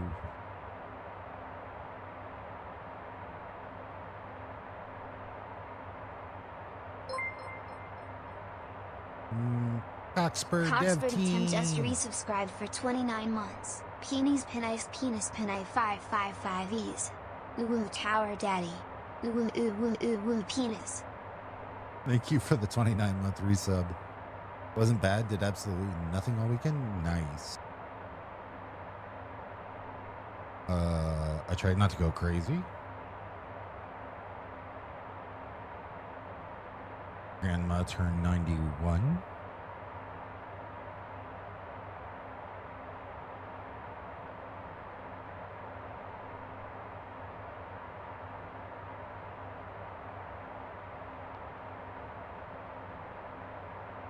Do, do, do, do, do, do, do, do.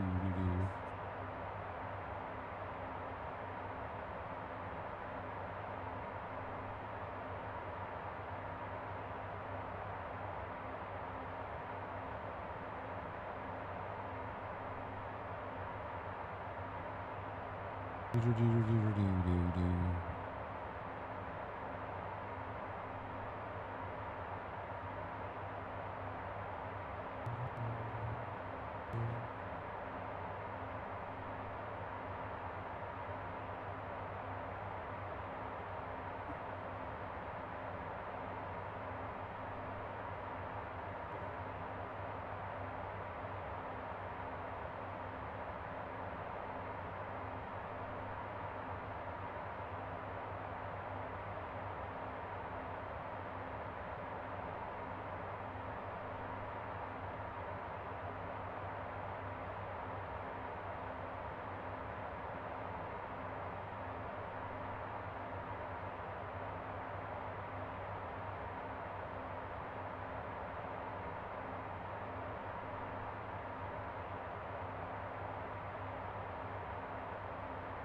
Last 3 months and I haven't worked. I've been at the shooting range just to get away from the computer. I get it. I totally understand it. I've been going nuts, and as soon as stream's over, door dashing to kind of offset.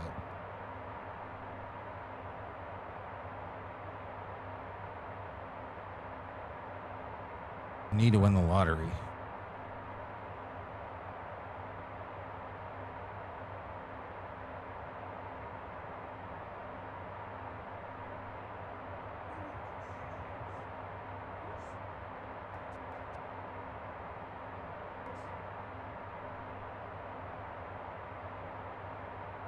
While trying not to go insane.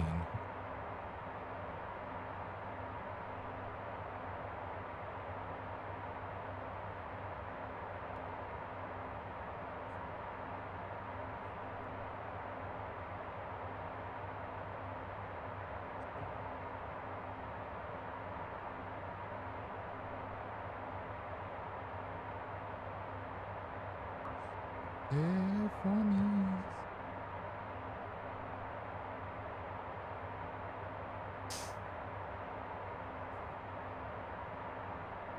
Now I just spend all my time in X-Plane. And playing what I want to play Way of the Hunter and Factorio. God damn it, Ewald, you got me addicted.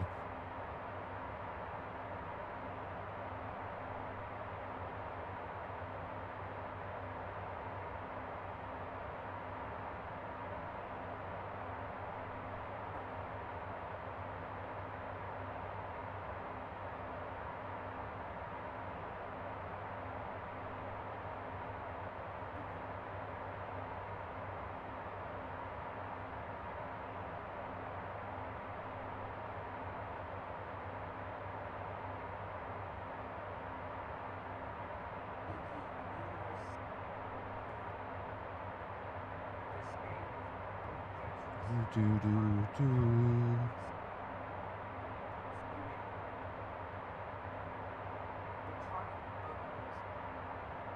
What's releasing on the 9th?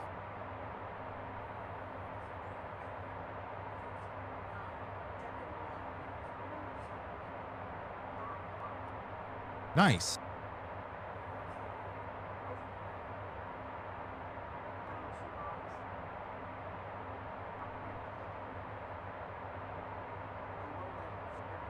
No, I sit here finding myself trying to like draw out on paper. If I need this, I need to do this, this, and this. Listen, it's horrible.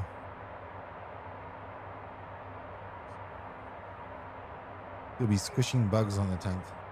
There you go.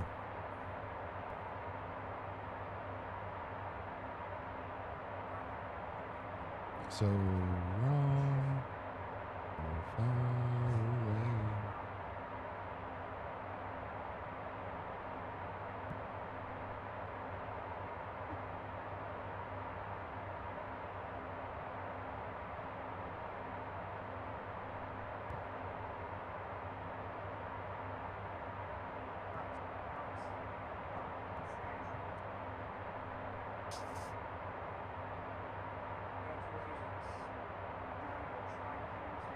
Damn.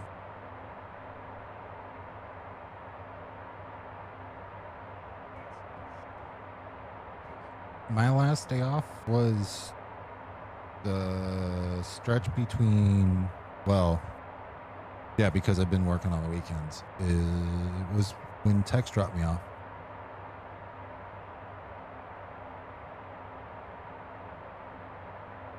I need to become sponsored so I can do more road trip streams. That's really what we gotta do.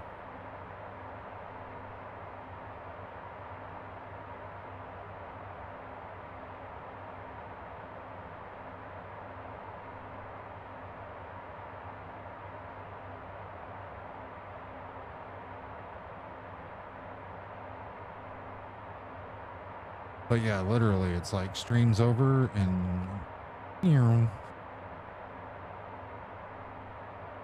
I used to have time to sit down. I haven't even hung out in the Discord for a while.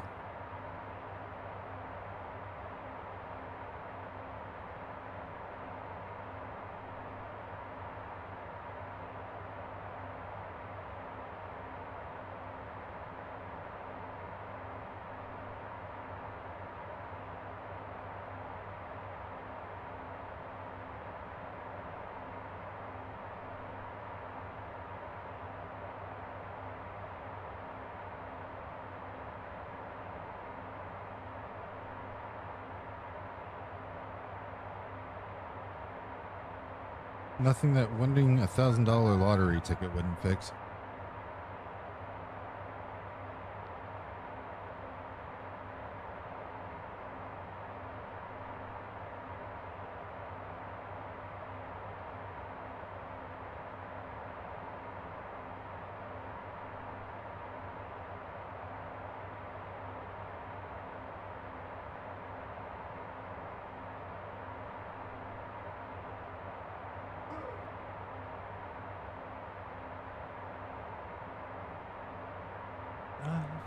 Both worlds.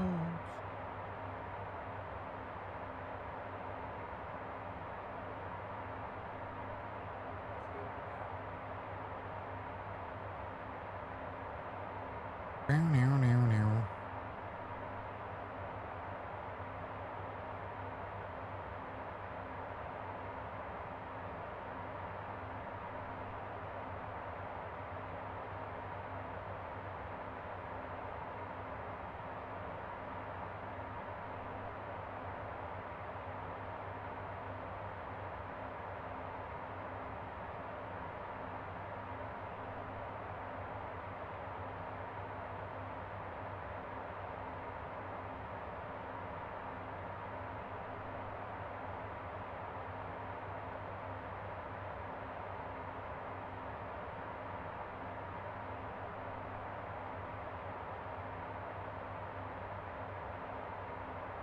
No, really, I just haven't been at the computer.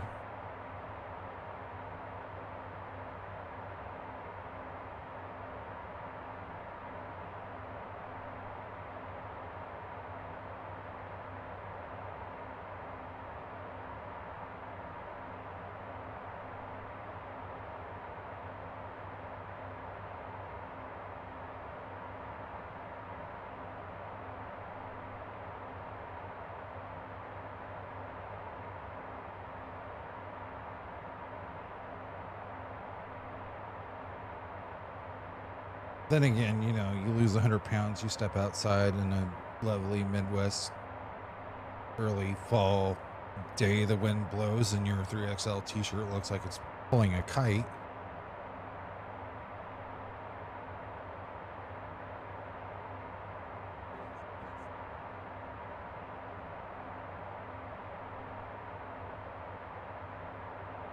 Hell yeah, done. In today's economy, you sure as hell do.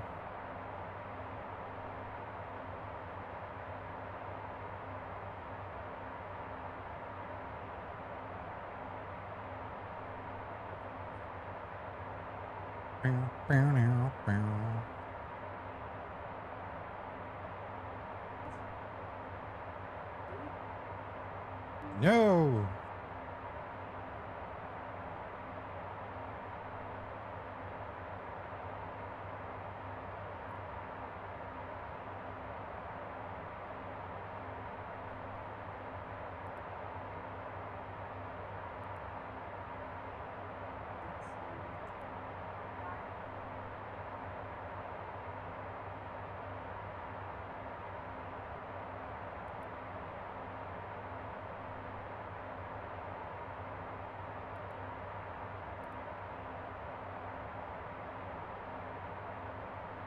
We are moving to our next. Nope.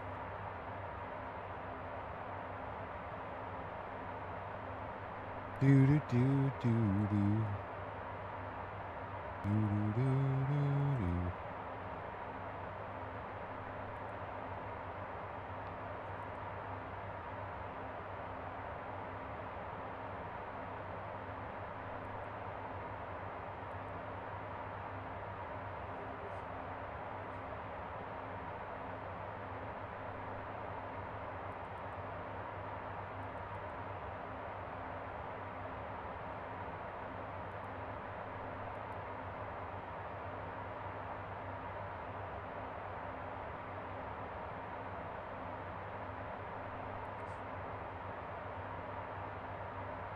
Do, do, do, do.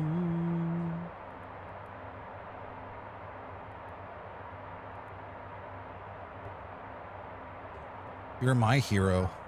Wolf for me, baby. What are you going to do the next time we see each other, BW? Because I'm going to be like half the man you saw in Vegas. Well, I'm already like almost half the man you saw in Vegas.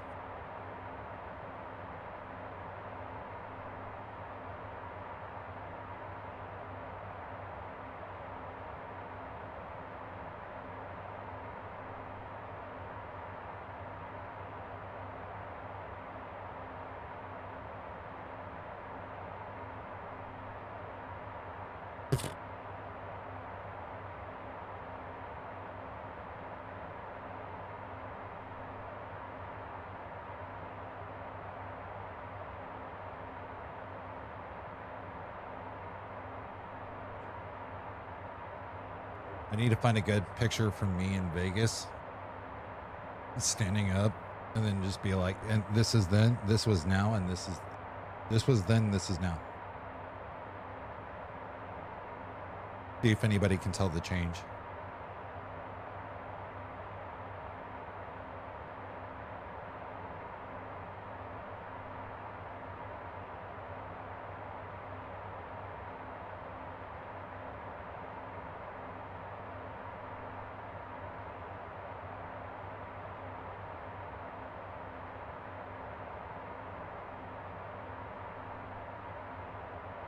Do, do, do, do, do.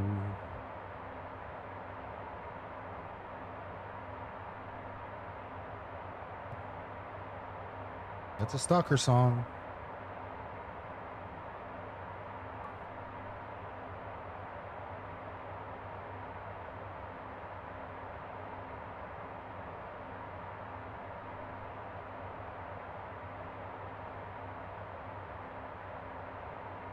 Are we there yet? Not yet.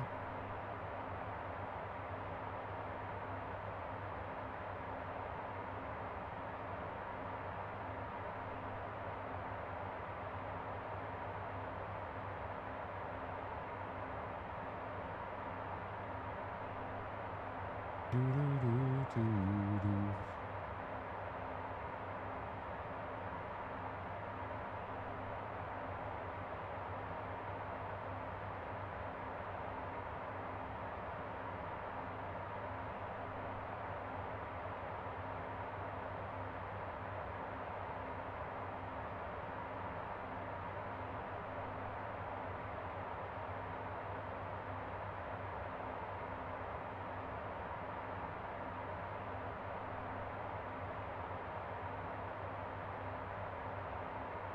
getting the XP12 bandwagon for about a month.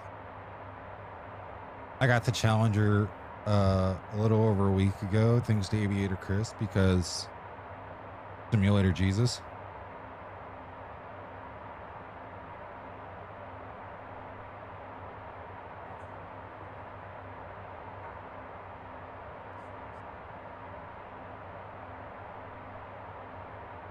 And I still think that the Zebo is the better 737 that's out there.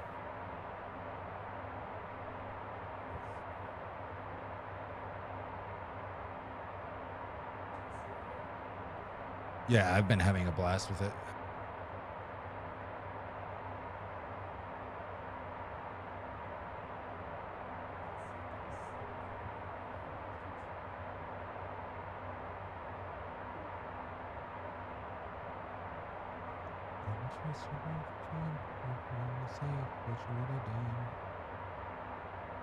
Yeah.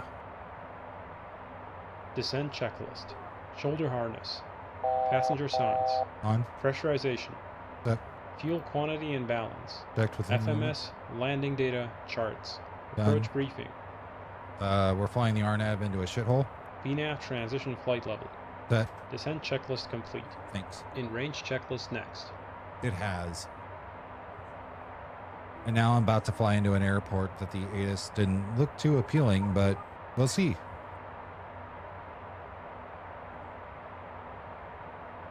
What's the worst thing that could happen?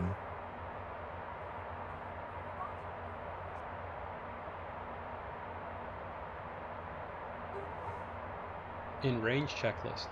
APU. Started. Altimeters.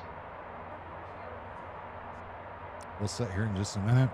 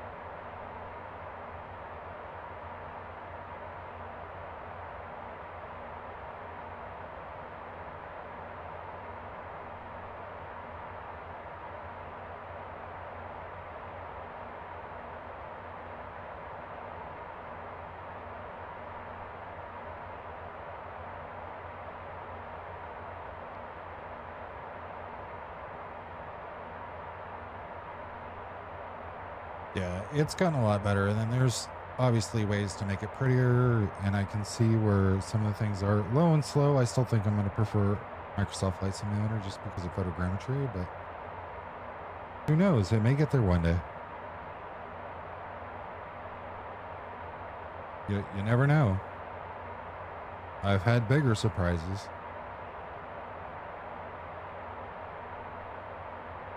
Doo-doo-doo.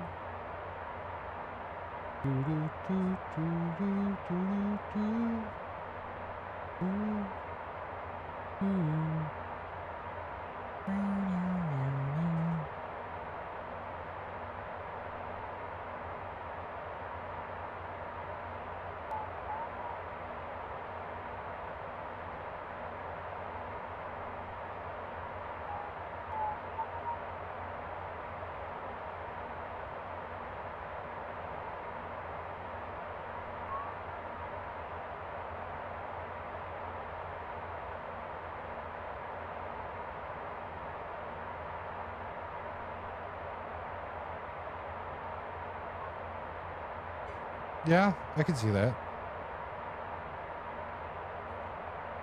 I'm there's part of me that's still puzzled on why things look the way they do after so long, but graphics isn't their component. They don't care if it's pretty.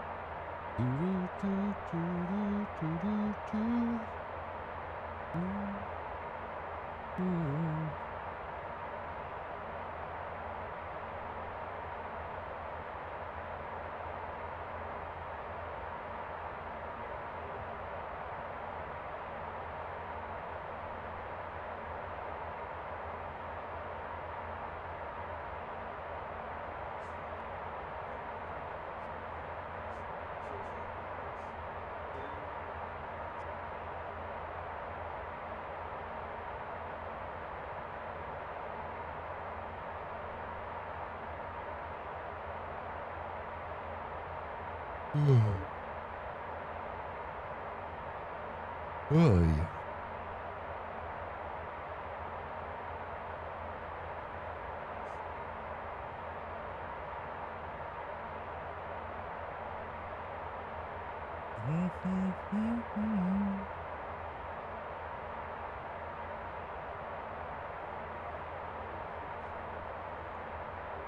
Oh, God, when your back pops and you're just like, ah, thank you, the release. It happened.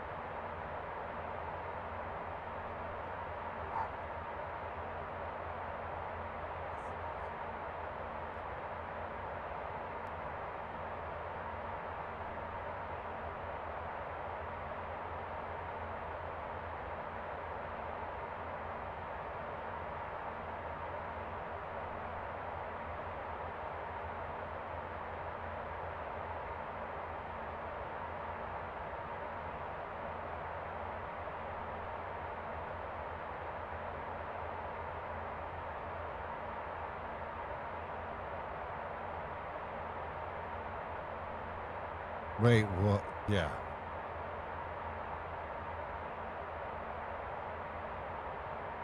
You're playing with my feelings there, Den.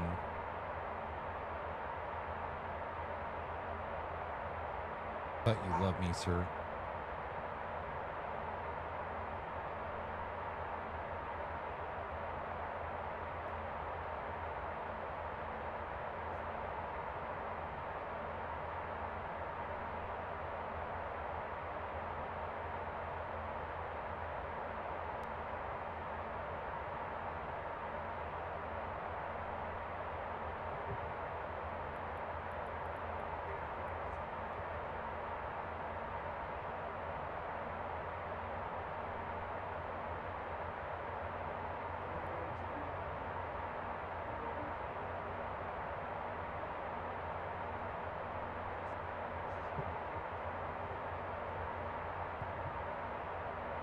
Have fun.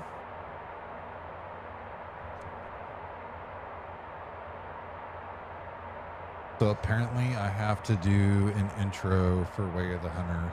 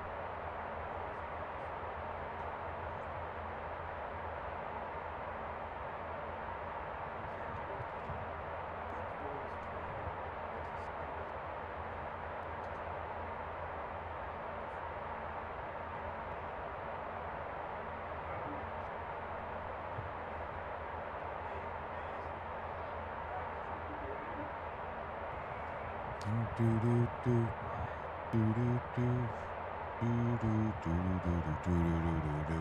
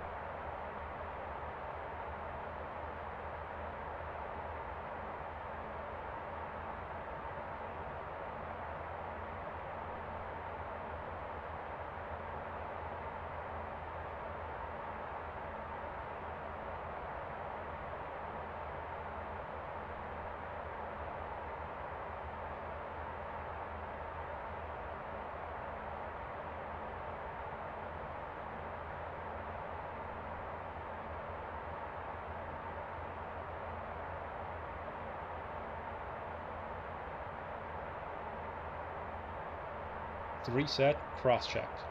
Avionics.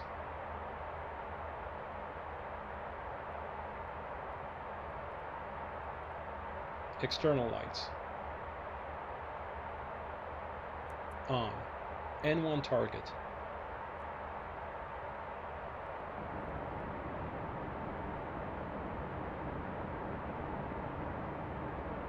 APU PAX transition.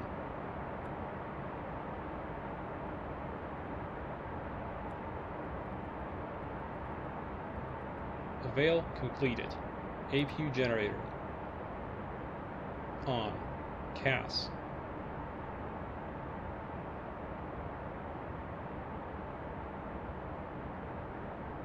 In range checklist complete. Before landing checklist next.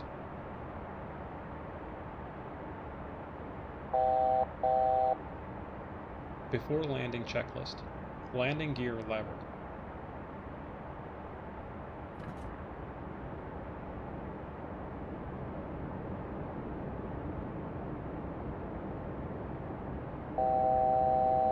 Down indicating. No steer. Arm centered clear. Anti-skid.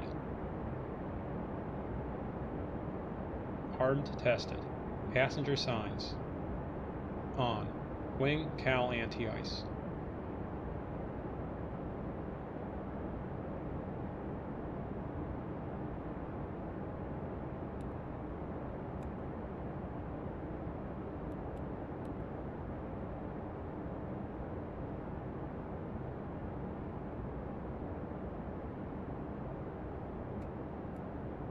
$2,500.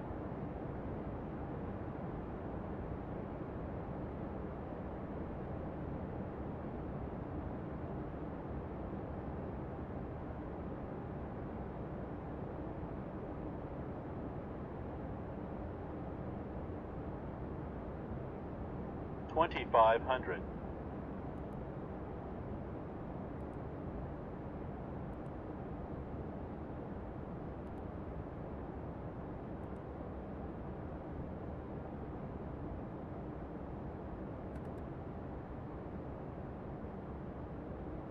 Continuous ignition. On. Thrust reversers. Armed. Spoilers. Stowed auto.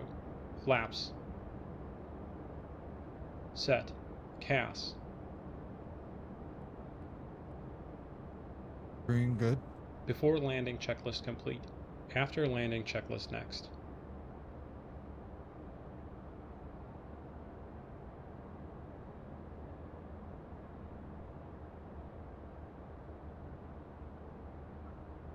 Somebody be ready to clip this if it doesn't turn into a shit show.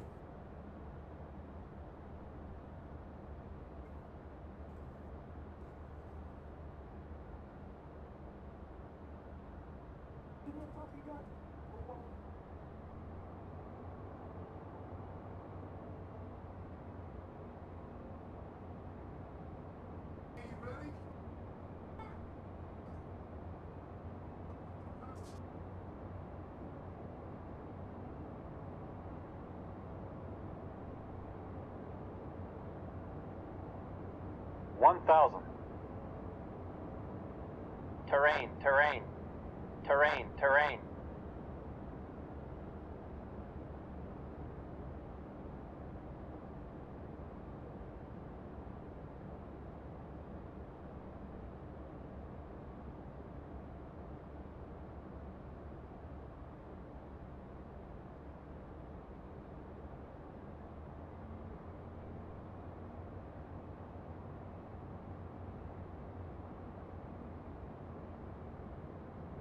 One thousand.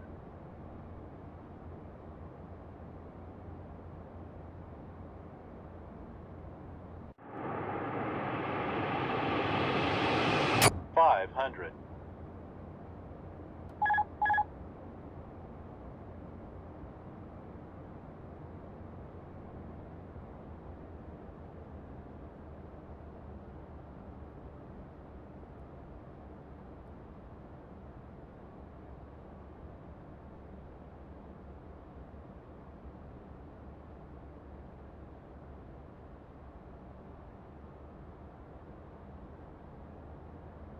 $500.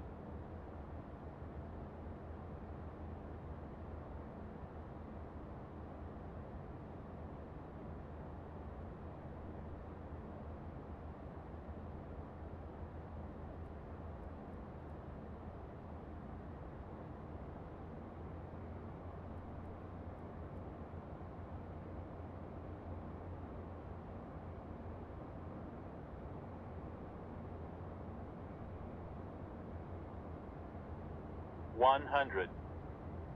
50, 40, 30, 20, 10.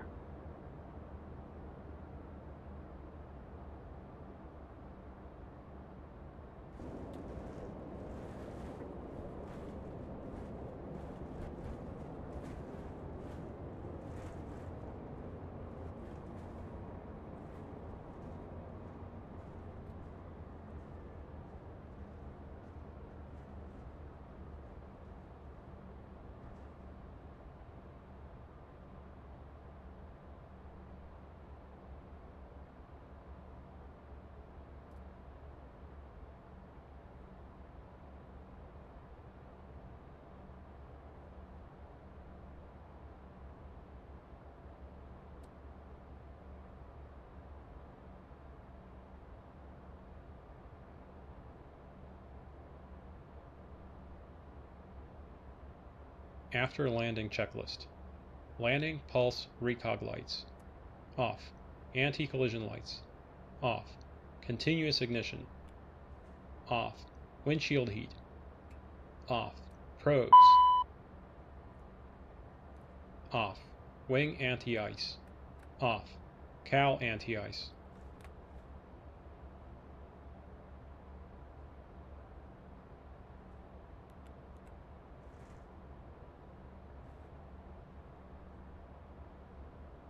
Spoilers. Stowed. Flaps. 0. ATC TCAS.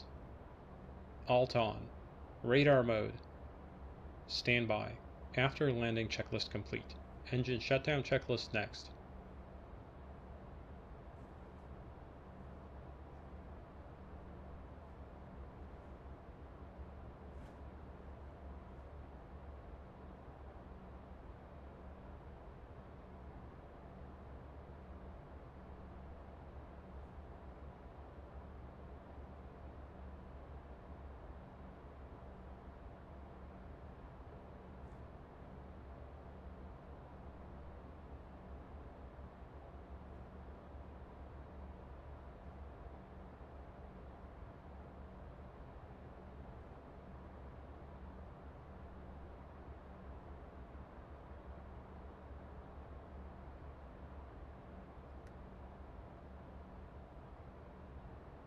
Engine shutdown checklist. Taxi lights.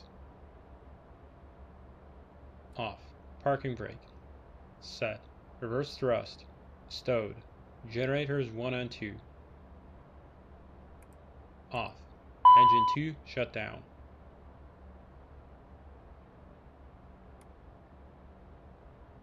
Fuel boost pumps.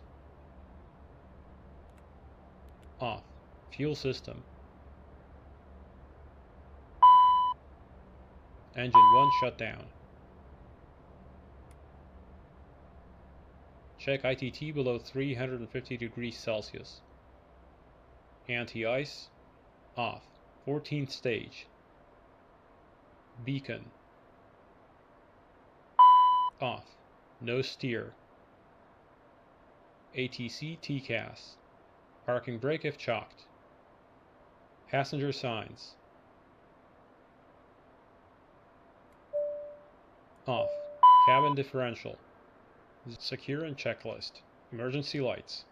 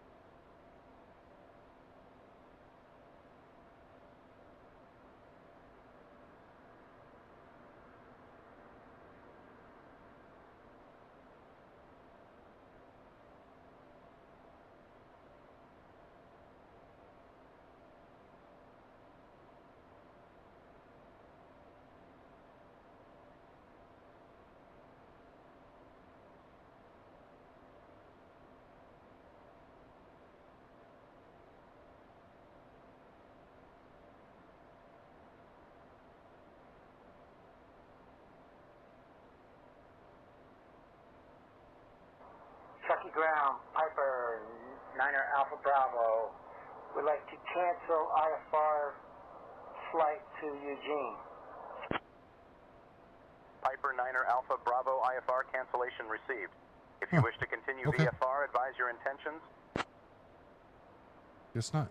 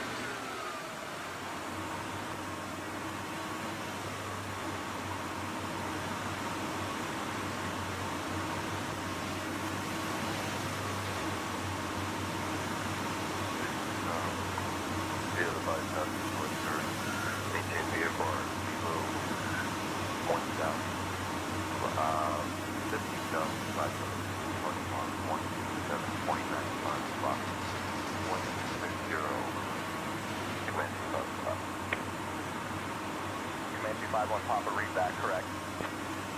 3-1 Papa, read that correct.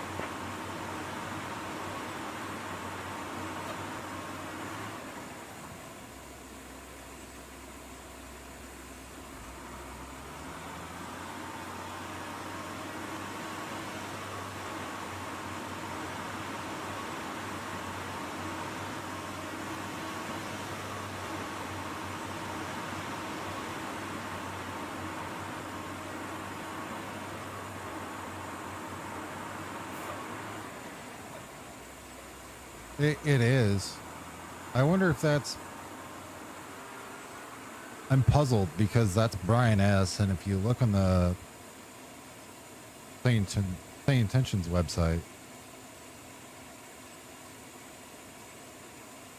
that makes me wonder. No, probably not. But it would be pretty cool if I flew into an airport where Brian's sitting at the end of the other end of the runway. For context, I didn't connect to Say Intentions until after I got on the ground, and I'm trying to figure out how to hide myself so that way I don't see myself.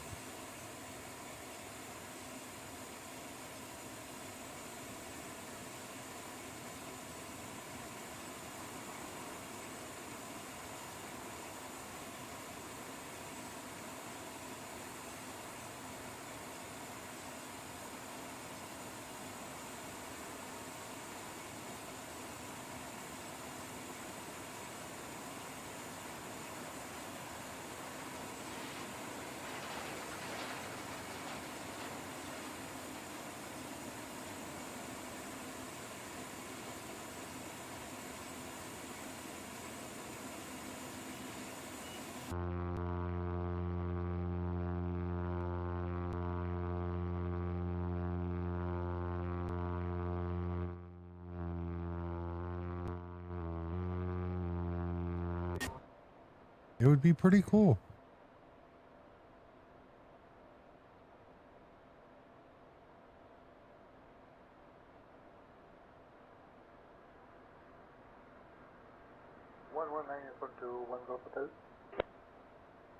One Golf Hotel. To open your flight plan, please contact NorCal Approach on 119.2. Simon, 461 Golf Hotel. Skyhawk 1471 Echo, Truckee Tower.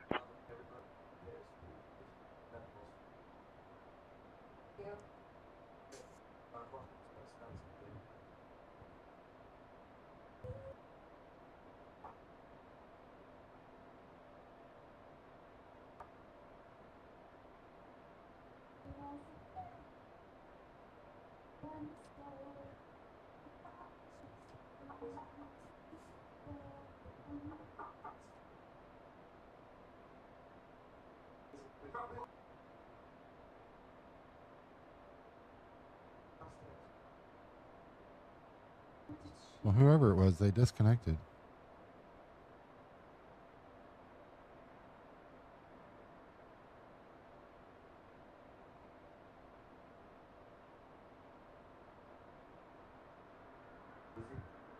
We need more emotes for that, Den. So if you have a list,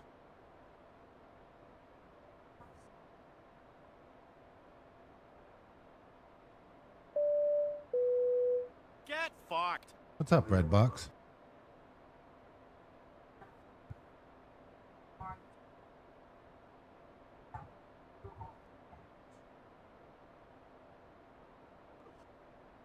Yeah. You are loving this plane, right? Oh, yeah. Do you want to see what I just did coming into Truckee?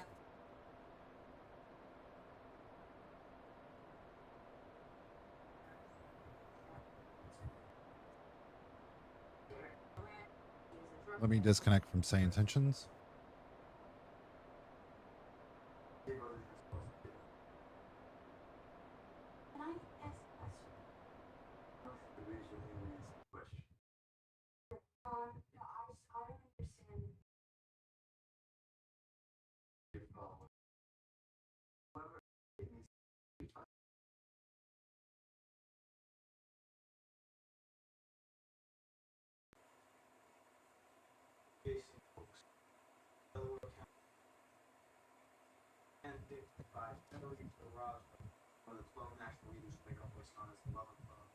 No, but best part is I don't have an auto throttle.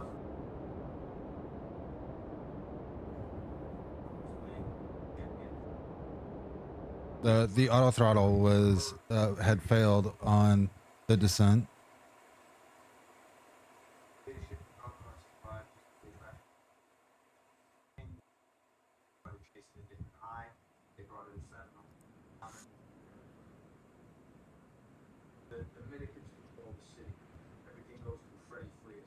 Yeah, it doesn't look bad at all. I never thought I'd say that out loud, but I did it.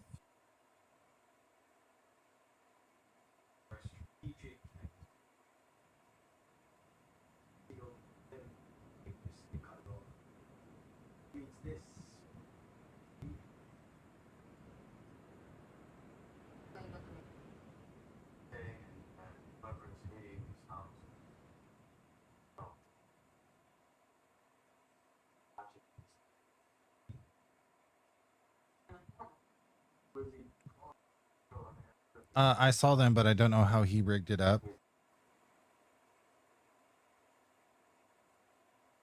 The only thing is, and this is something that I was talking to Chris and a few others about, if I did failure redeems, I wouldn't be able to do it for channel points.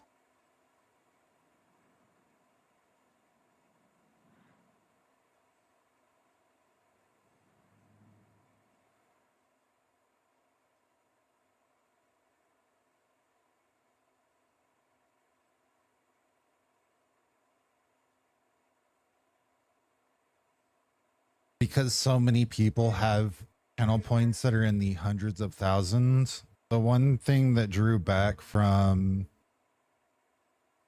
So you guys remember I used to do Failure Fridays, right? Do you remember the 8-hour stream it took me to get from Lebanon to Springfield? I lost viewers in that. And I lost followers during that.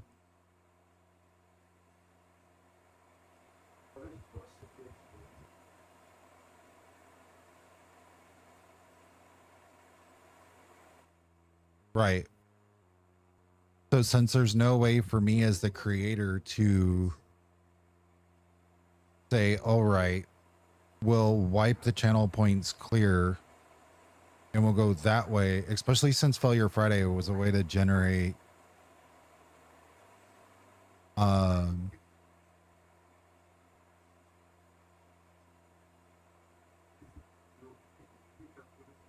for the channel bits, subs, you know, stuff like that to help upgrade stuff, buy new aircraft, new scenery, whatnot. It became counterproductive, and so that's why I stopped doing it. I didn't care that it took me an 8-hour stream to go 45 minutes. Dude, I crashed. You guys laughed. I looked like I was being ragey. I really wasn't being ragey. I was laughing my ass off. But of course, you know, you have to look like you're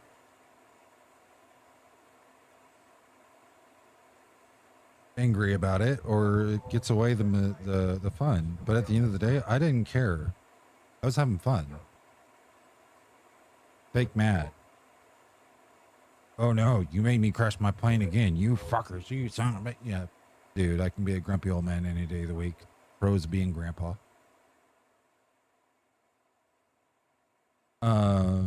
But in the initial idea for it was to help with subs, gifted subs, all that.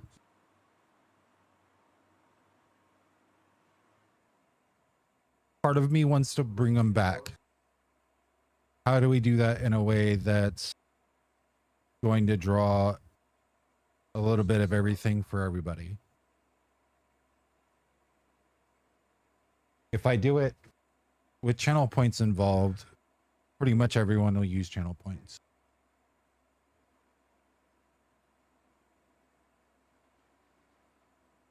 Well, that's the thing is, if I do it, if channel points are involved, everybody's going to spam it right off the start.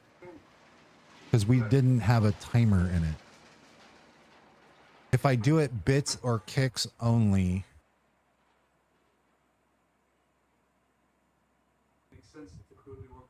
that could be an option.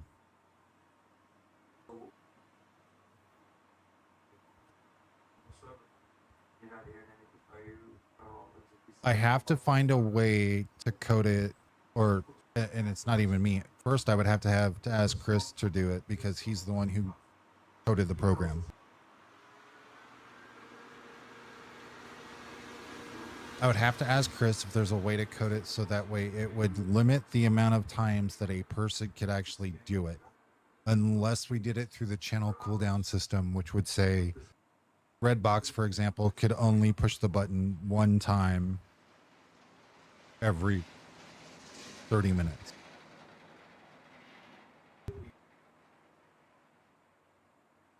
And then we have to hope and pray that Kix API doesn't, you know, take a dump at that time. But I mean, that's just small technical things that I didn't consider in the past. The other thing is the complexity of this aircraft is a little bit different than the way we were doing it with like the Comanche, because that's predominantly what we were doing was GA Fridays was turning into Failure Fridays. And because that aircraft had systems that were forgiving. I'm not saying this doesn't have systems that are forgiving. I just don't know how big of a pain it would be to write all that, because I don't have the knowledge to do it.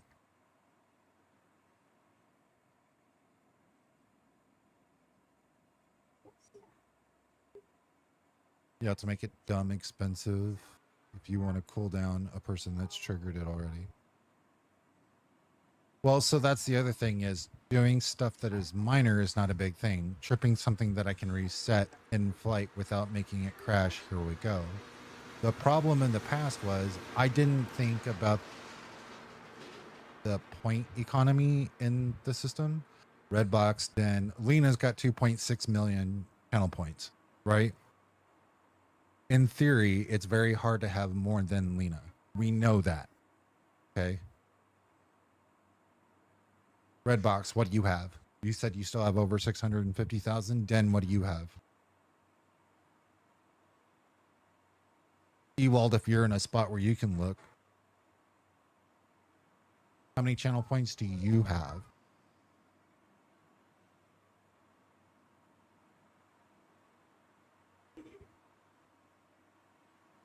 Right, but there's a method to, there's a reason behind this. I know who lurks and who doesn't.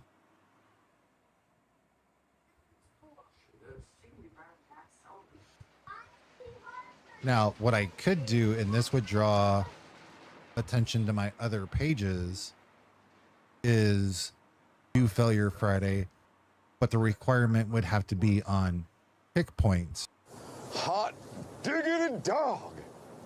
This place is magnificent.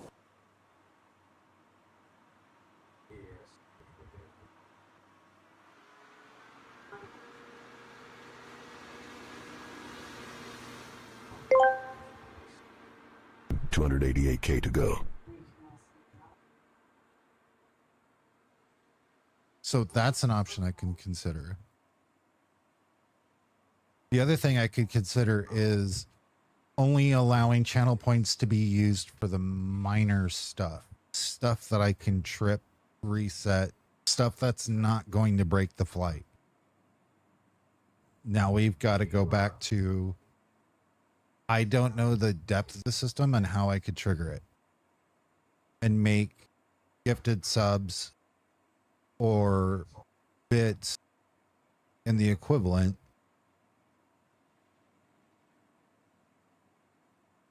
for anything that's going to force me to really, well,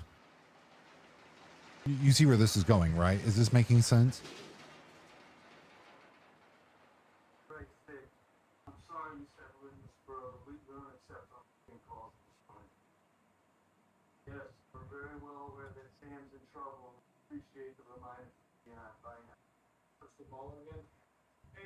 This isn't the Comanche. I can't crash the, I can't have an engine go out in the Comanche, get down on the ground, pretend I'm going out there with my toolbox, fixing the plane, getting back up in the air because I landed in a field that's got enough room for me to roll down and do a short, soft field takeoff.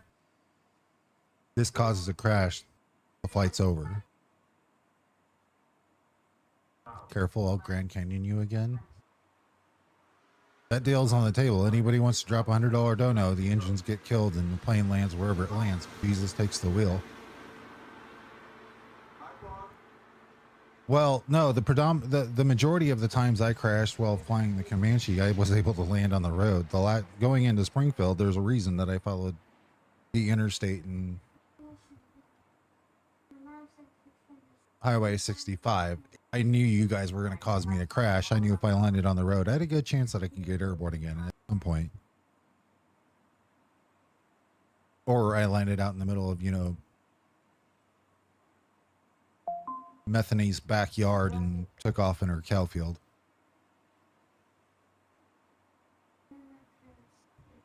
So the point that I'm making is the idea isn't off the table. Would I like to bring it back? 100%. Mr. Wab.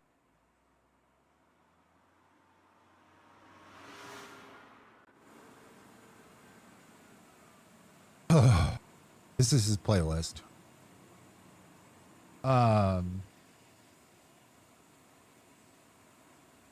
It's trying to figure out how to do it. Comanche failures always make me think about Aviator Chris almost getting launched from his motion rig. Yeah, but you see what I'm saying is like in that case of that plane, I could take off, land. You guys could cause a fatal issue, and I can still. I've come here to kick ass and tip some hookers, but why did the hooker refuse to play cards with Duke? Because she heard he was always dealing with a full house of aliens, and I'm all out of singles. Time to hail to the king, baby.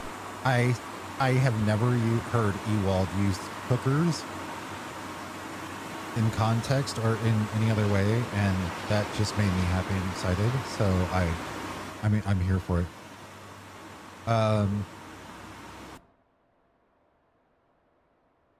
But as I was saying, like the Comanche, it was one of those, we can pretend for immersion factors, hate that fucking word, that I got the toolbox out of the back, we fixed it, and we went on. The Comanche, I don't think is going to be that forgiving. I don't think we're going to find a happy medium to that. I could be wrong. I don't know. Also, I would have to sit back and we would really have to look at what the balance is going to be for what events. If we allow channel points for high-end events, complete system failures, whatever, the value is going to be way up there. And there's only going to be a limited amount of people in the entire community who could do it.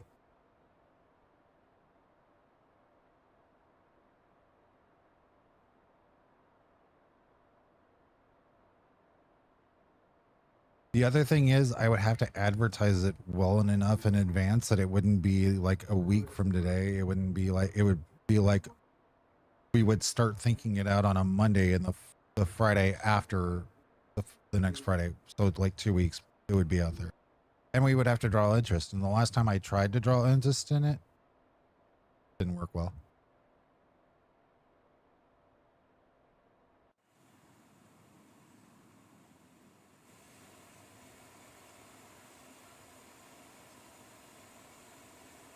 So what I'll do is this, the next time I talk to Chris or he's around, I'll ask him how difficult it would be to update it for this.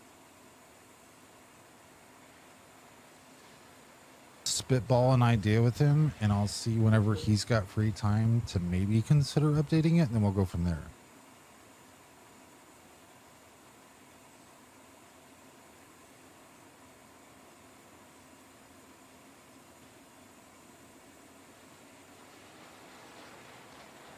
It's something I would almost consider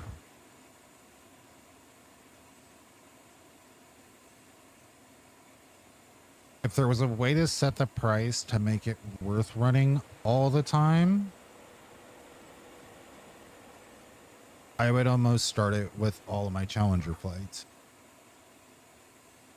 And then maybe Fridays being like a discount day or something.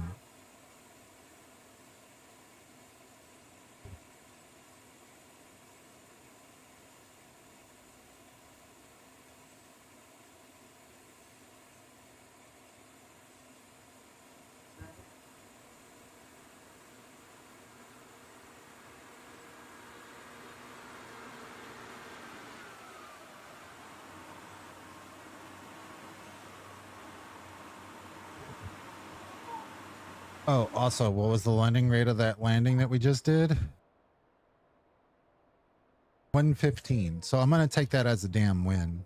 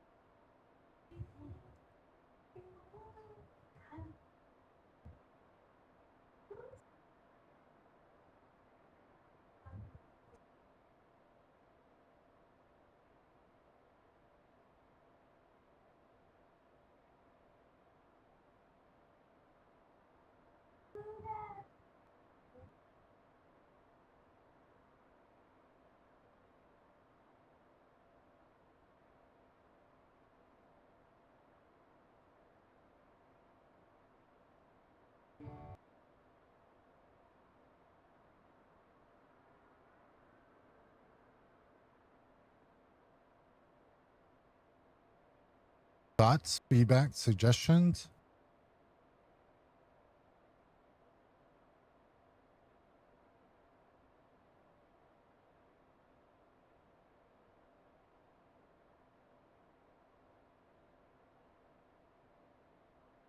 Ooh.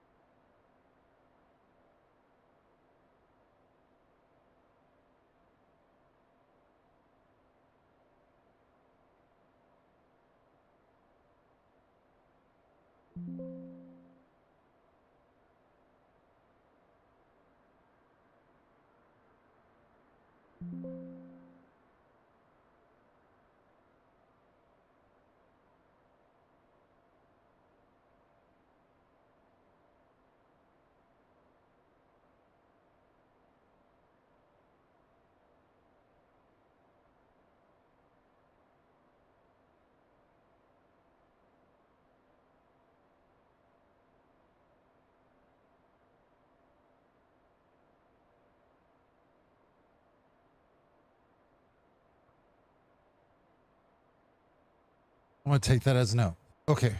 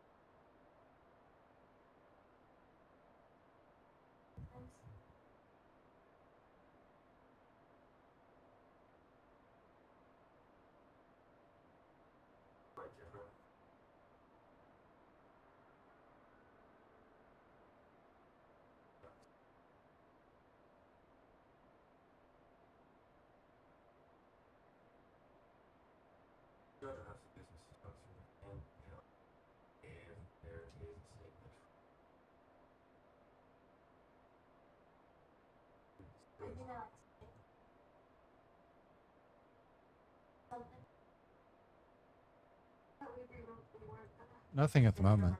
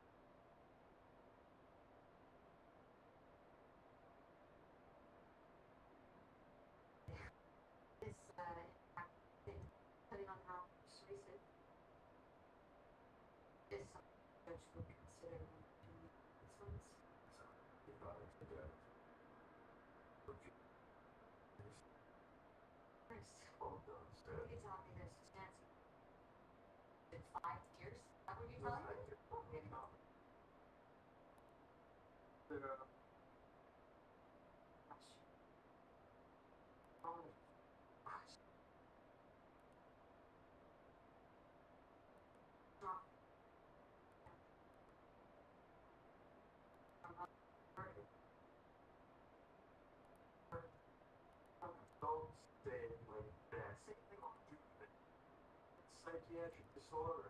He was off his head.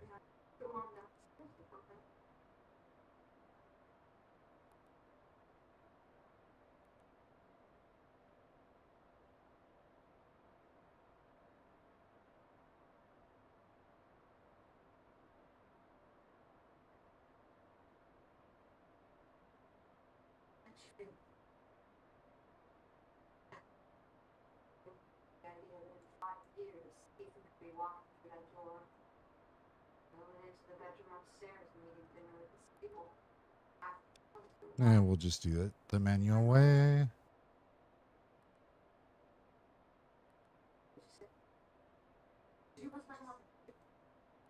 KGCK Garden City.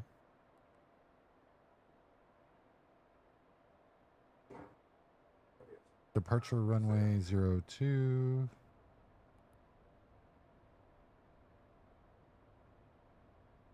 Mogul 2. SWR. Runway 2. Execute legs.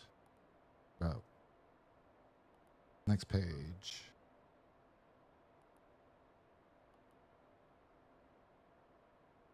MVA. Mike. Victor. Alpha. Execute.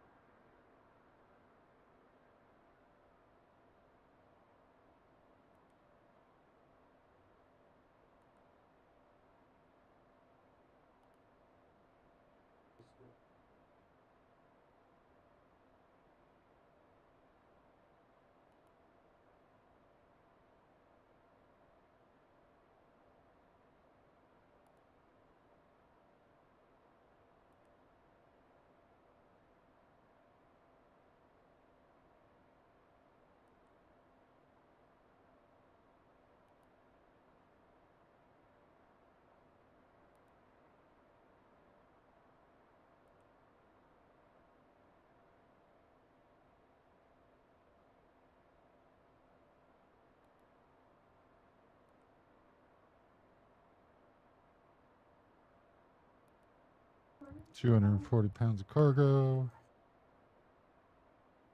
390.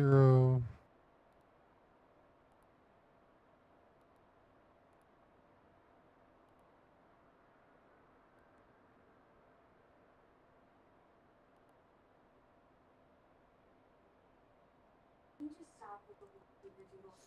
What did my thought in like 2012?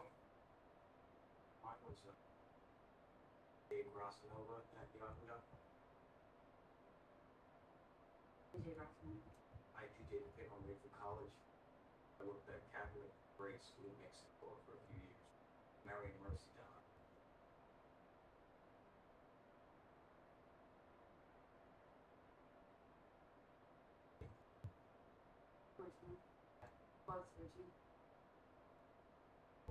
Ladies and gentlemen, welcome to St. Monica Neighborhood Mixed Folk.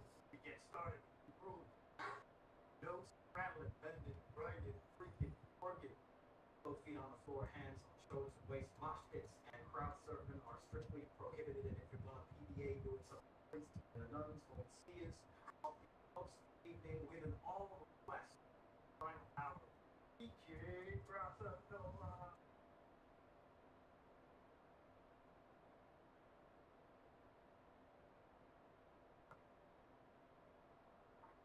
Have a good one, Ewald.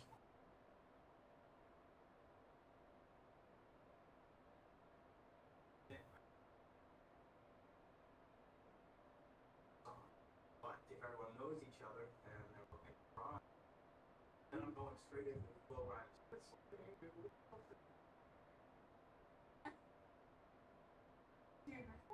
Being a DJ? Yeah.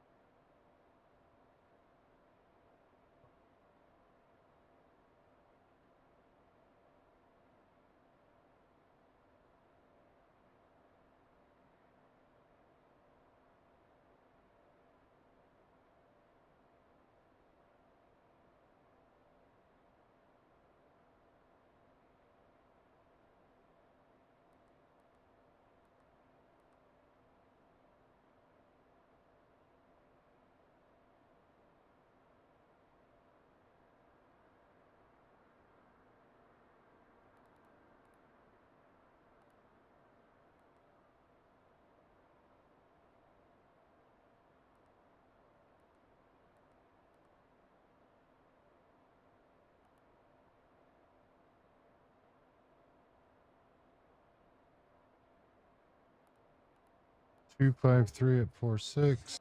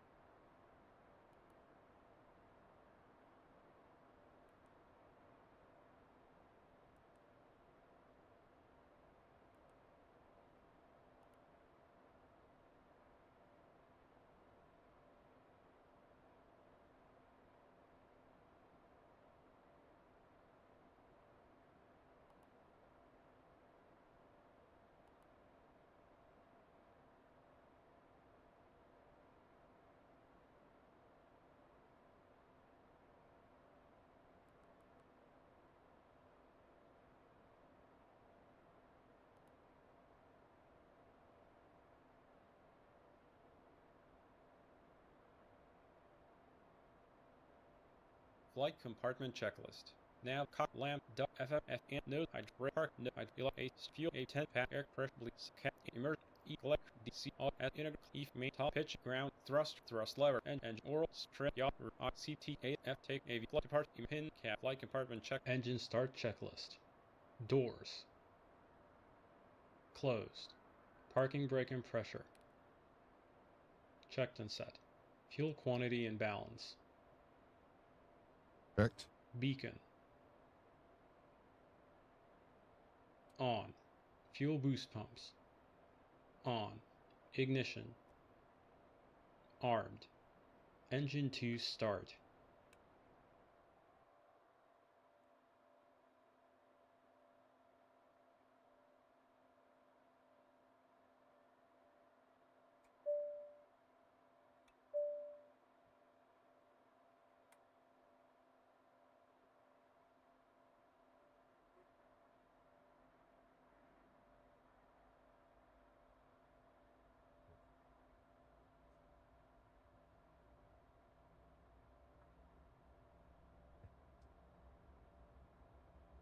Fuel system.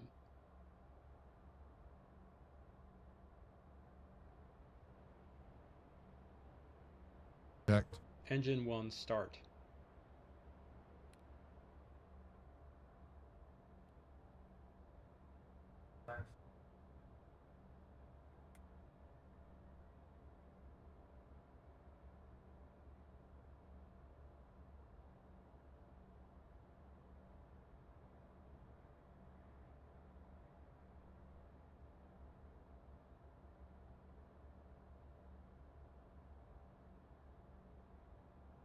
Engine start checklist complete.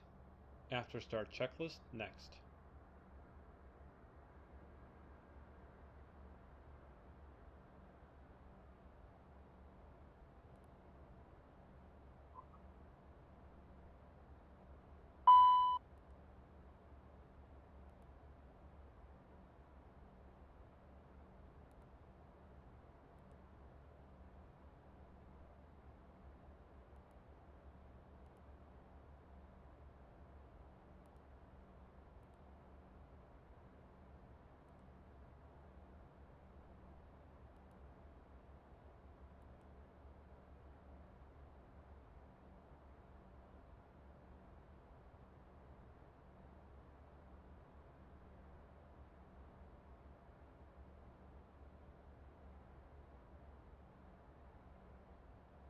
After start checklist. Ignition. Disarmed. Packs. On. 14th stage. Open. Cowl anti-ice. On. Check 45 seconds. Flight controls. Ground spoiler. Flights. Cowl anti-ice. Supplemental ground fuel trims. Nose steer. APR. ADG Good. unit. Supplemental Good. ground wing anti-ice. Cowl Pressing on. anti-ice. Wing anti-ice. On. 14th stage Normal. isolation. Wing Checked. anti-ice. Checked. Off.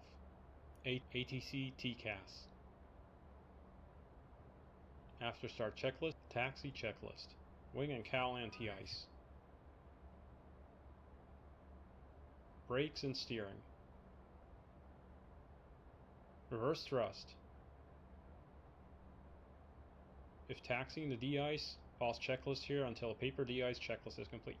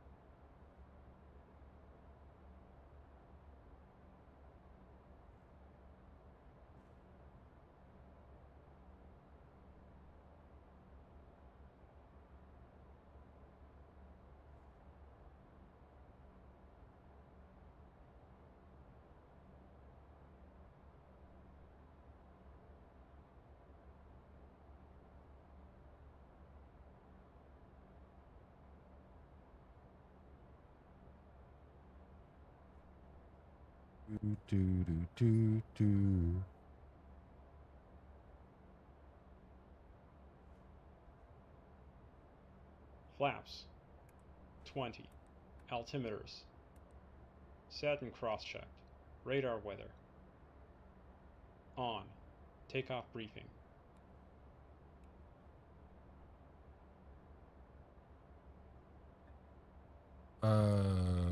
Try not to mess this up.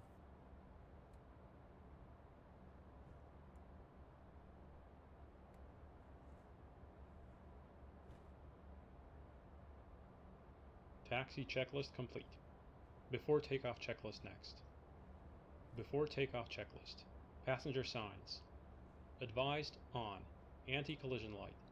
On. Probes. On. Wing and cowl anti-ice. On. Continuous ignition. On. ATC TCAS. TARA. Subcas. Takeoff config OK. Yep. Landing, pulse, recog lights. On. Before takeoff checklist complete. After takeoff checklist next.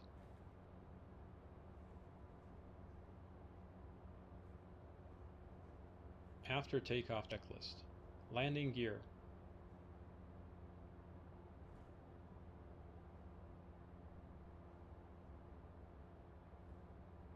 Sorry, Brian, if this is you.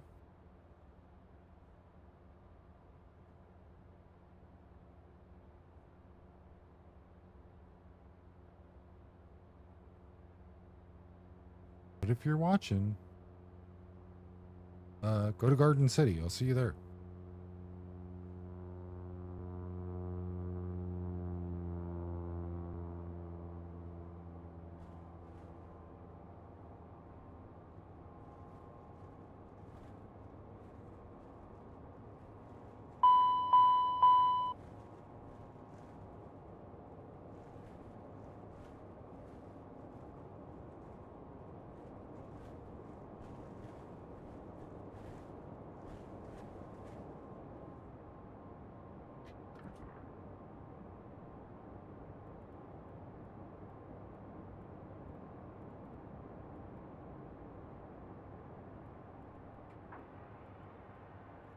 Up.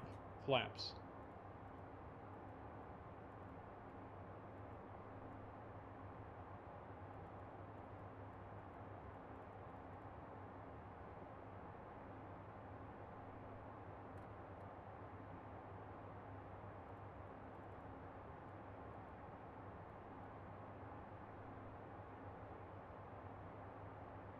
Zero.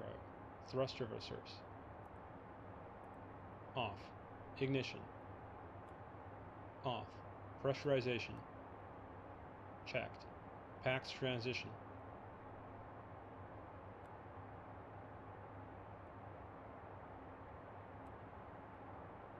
Completed. N1. Climb set. APU generator. Off. APU. Shut down. Passenger signs.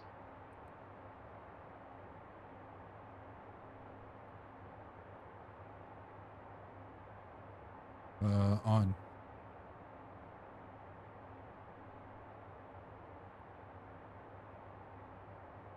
CAS. Clear. After takeoff checklist complete.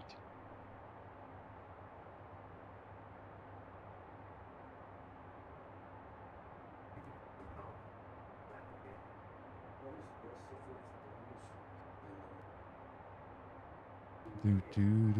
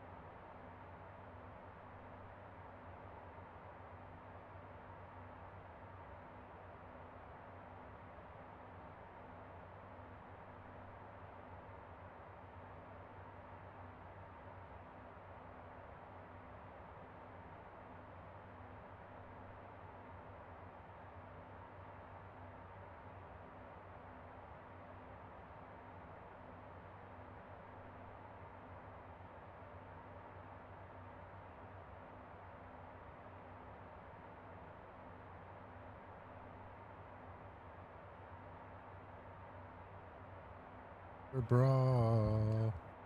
Listen, I've sang it since that way forever.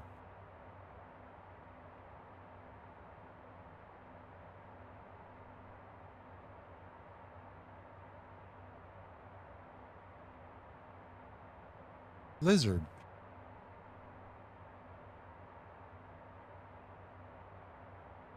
I'm gonna make a lizard channel point redemption.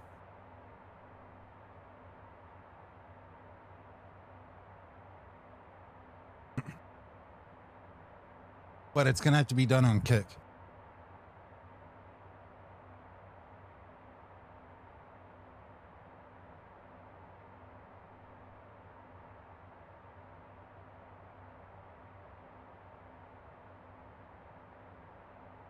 Mm-hmm.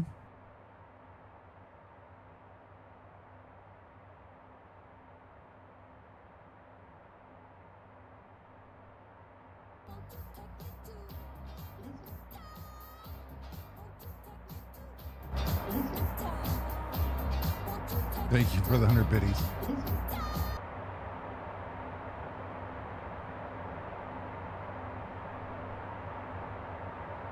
Any football fans in chat?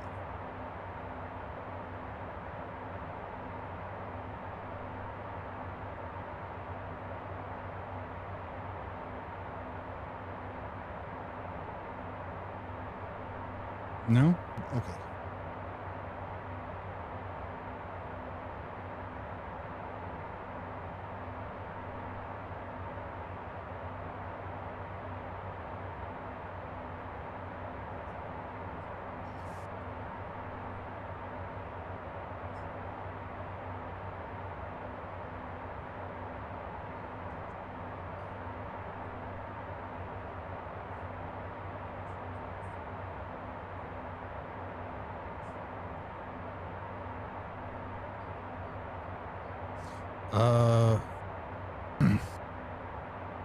Integration with Disney Plus in 2026. Hulu's content, including its movies, shows, and live programming, will be merged into the Disney Plus platform.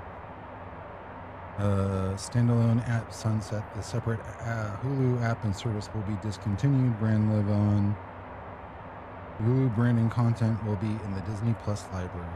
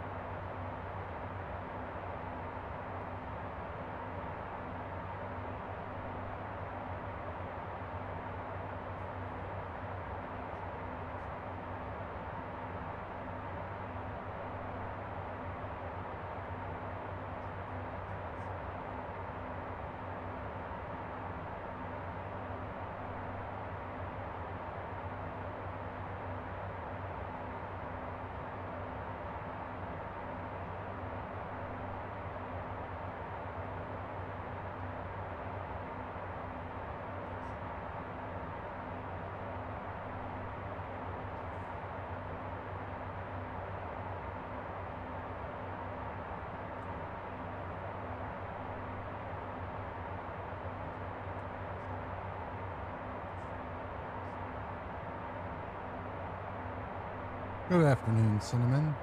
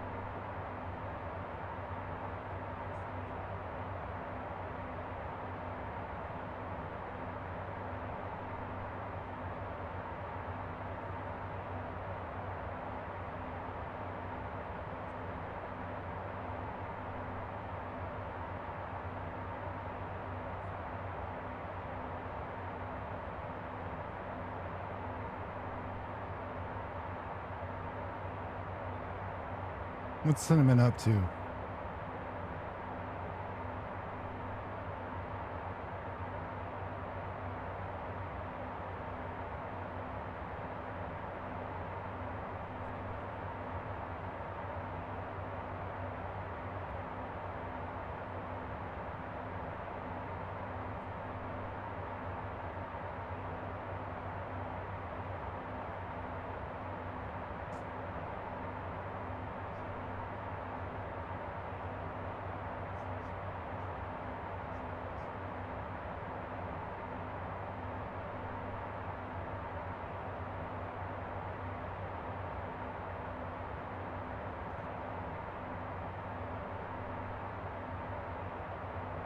Controlling New York approach for now.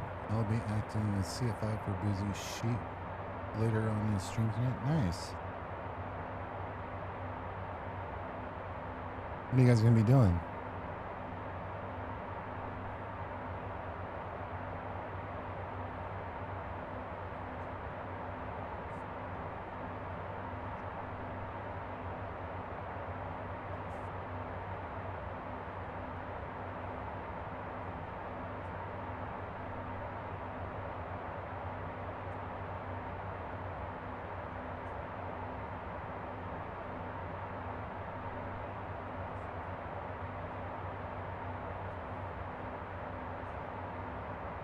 Nice.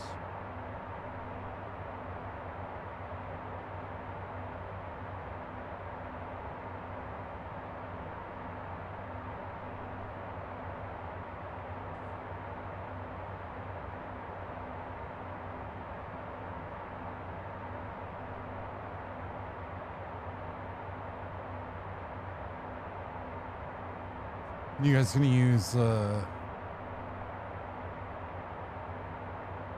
yeah.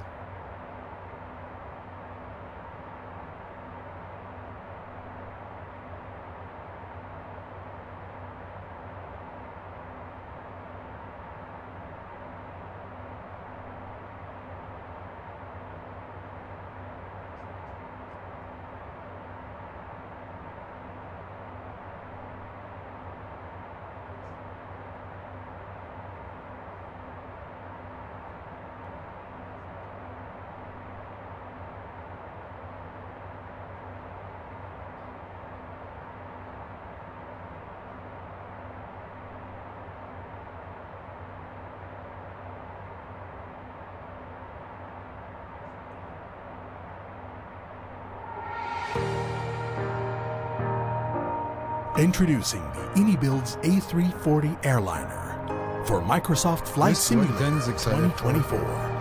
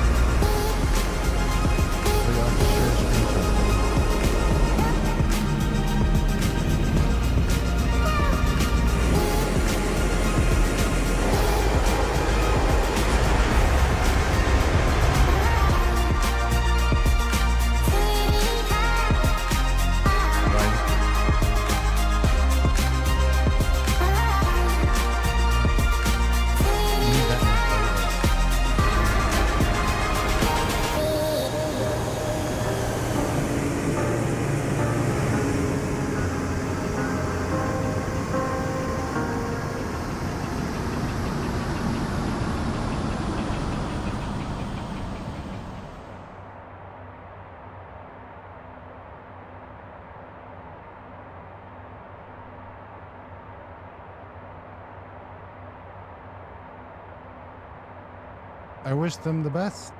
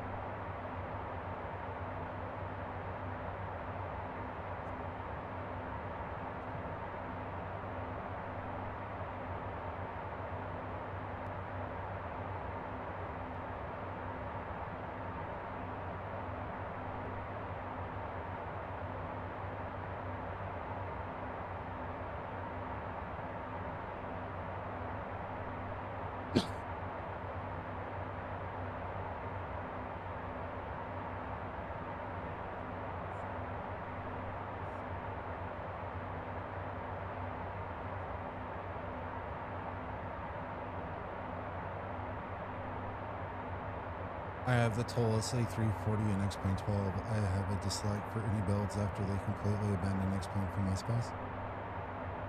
So I understand that, but I also think that I look at things differently, and I, like you and I have had a ton of conversations where we don't always see eye to eye, Iowa, and I feel we can have this conversation, right?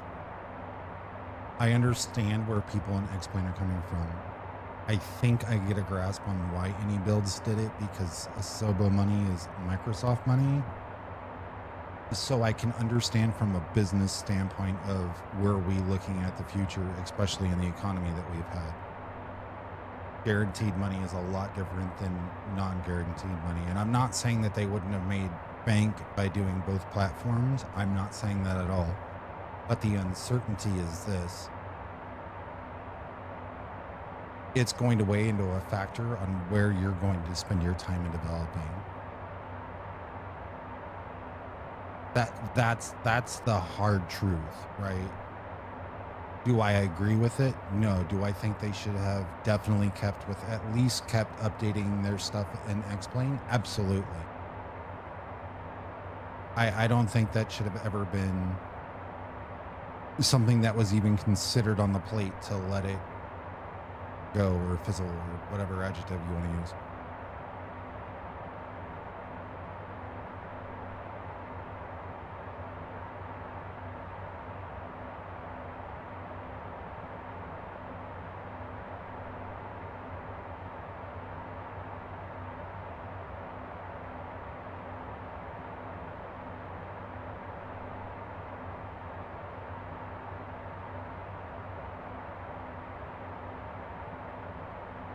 Yeah, I think they definitely should have gave more support to their X-Plane audience who helped them stay alive.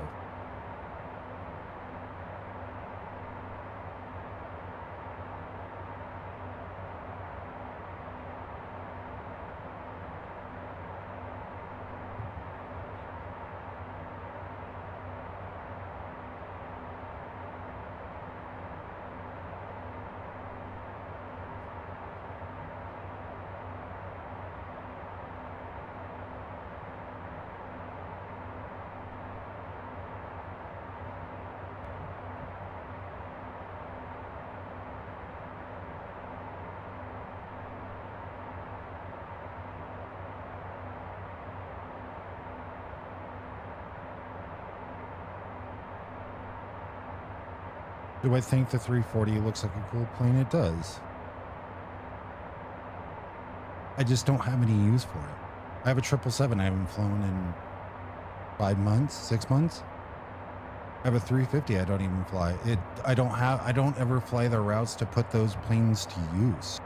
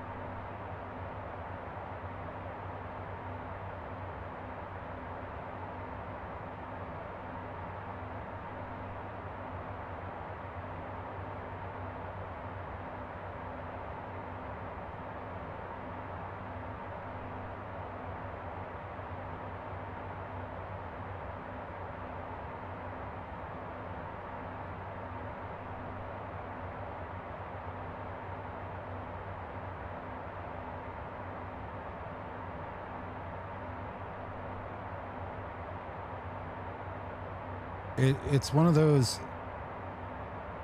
how would you see that it would have been better handled?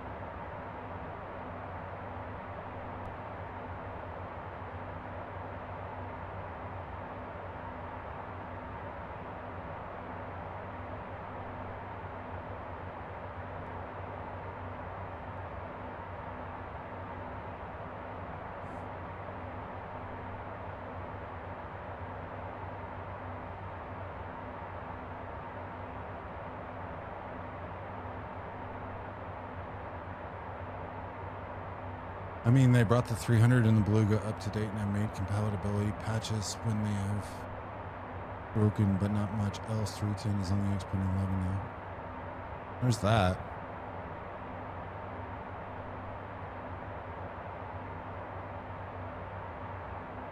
Well, that's probably because there's not a lot of... no, that's the wrong way to put that, so I'm going to go ahead and stop myself there. I think Musfuss gets more publicity.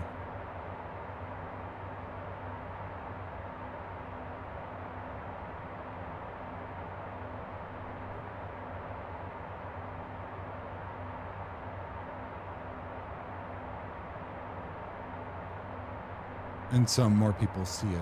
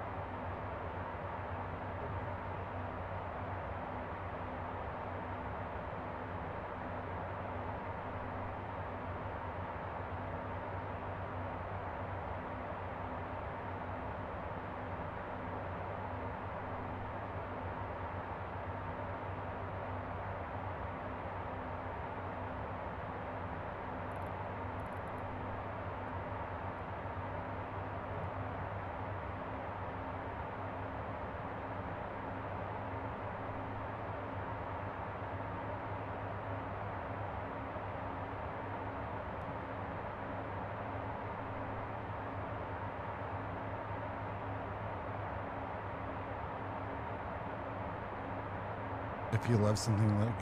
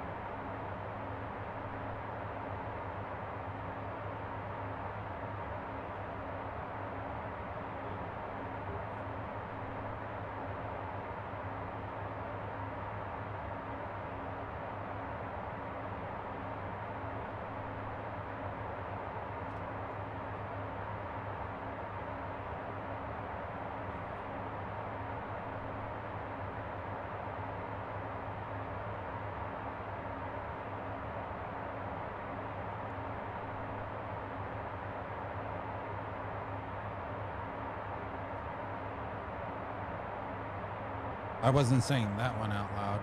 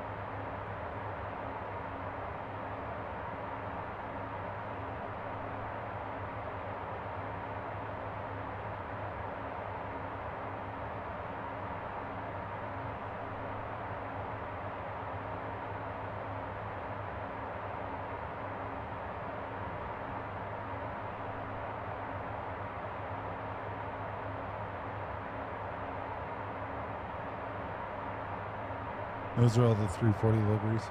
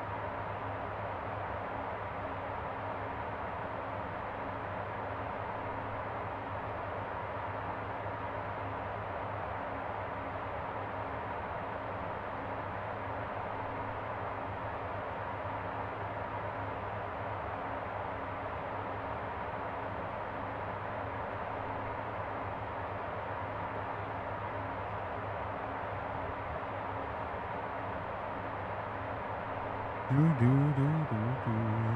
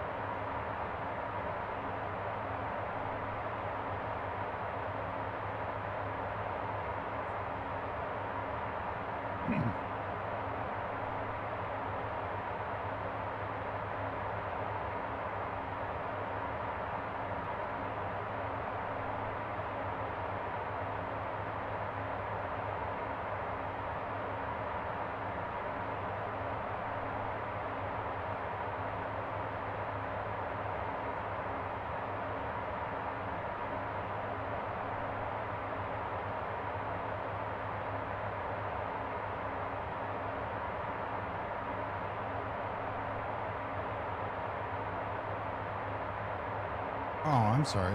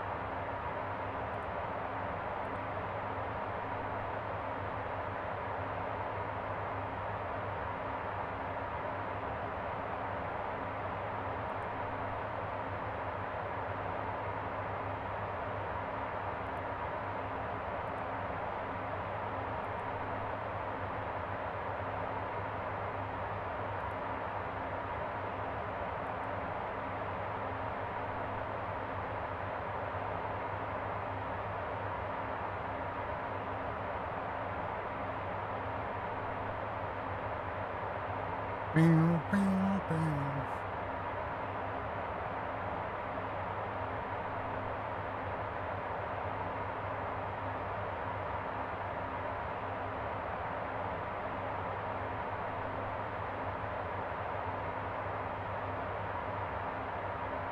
yeah? What are you playing?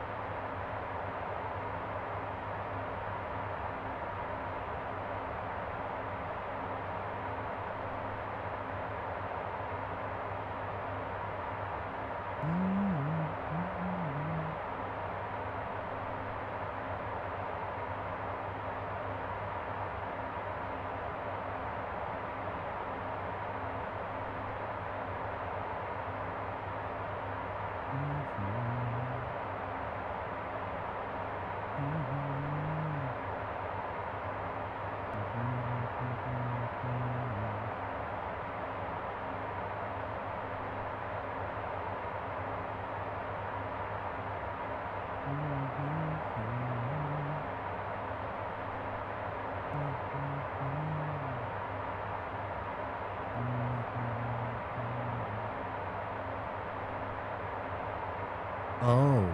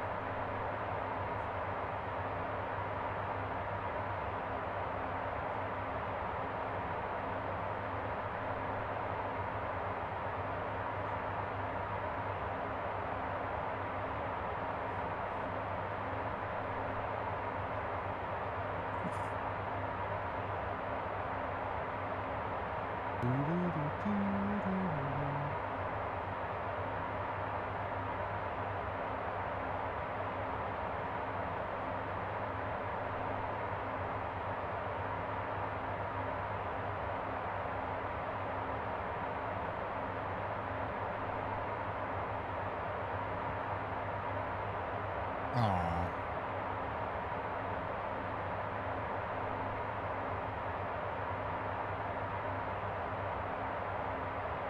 You're a nerd. Hi, Anna.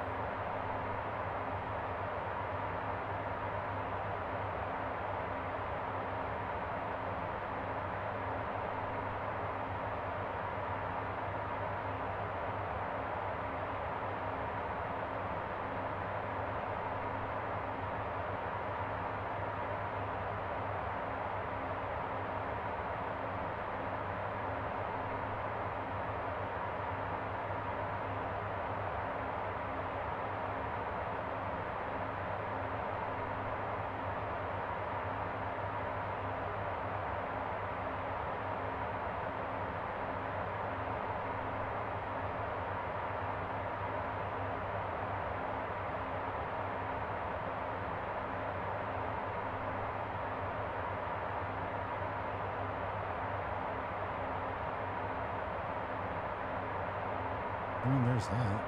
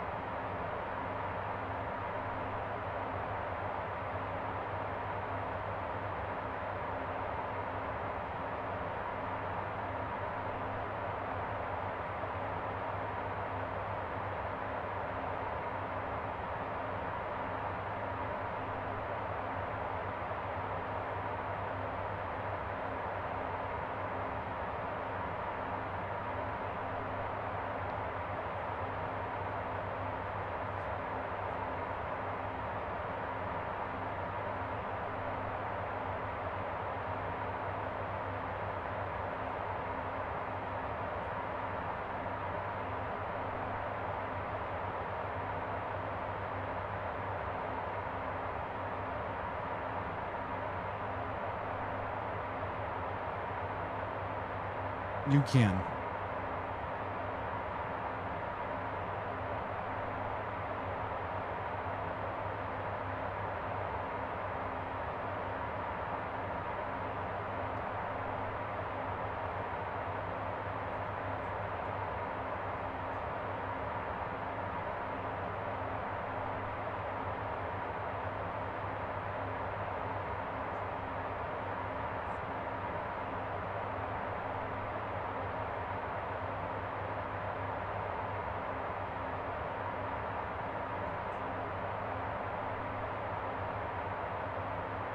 You did not yet.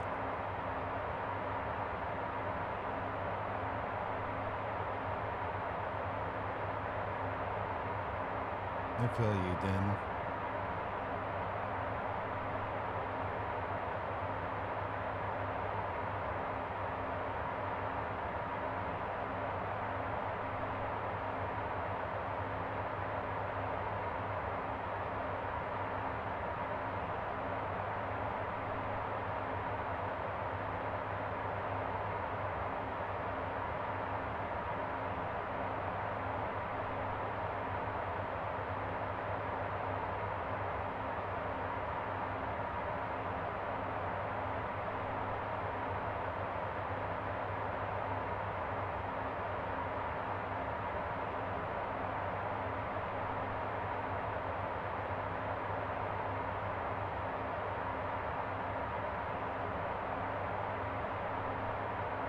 I'm open to suggestions on ones we should add.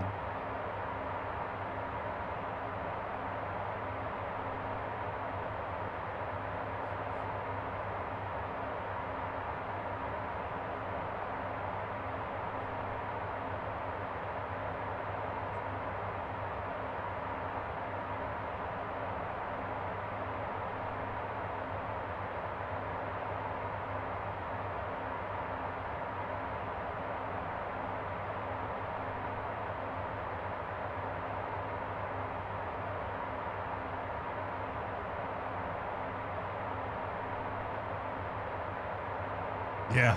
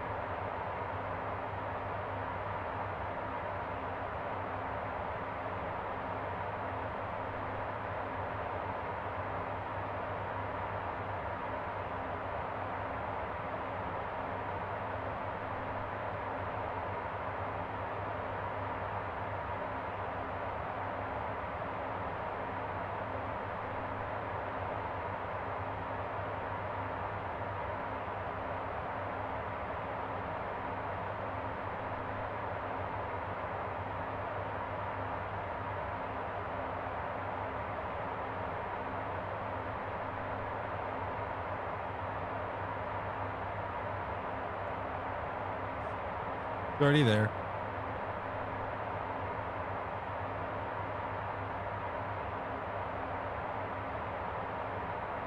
All right, Mr. Webb, can you think of anything?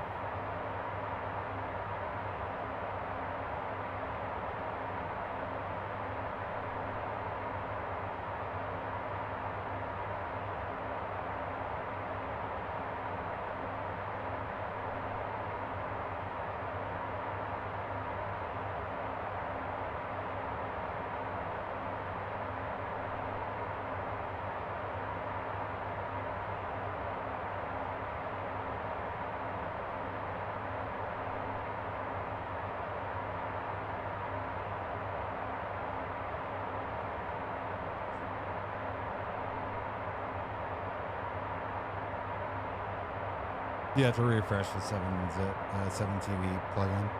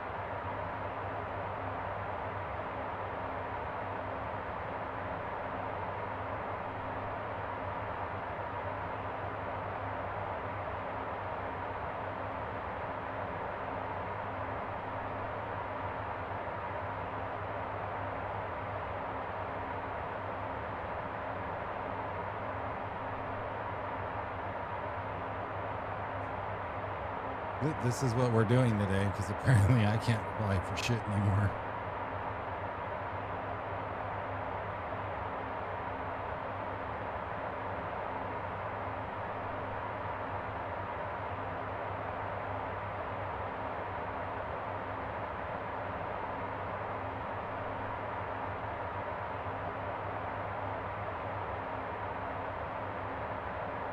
Well, they do fly for shit. Flies do fly for shit. I've already said if we get 10 subs on Kick today, I'm playing Way of the Hunter tomorrow.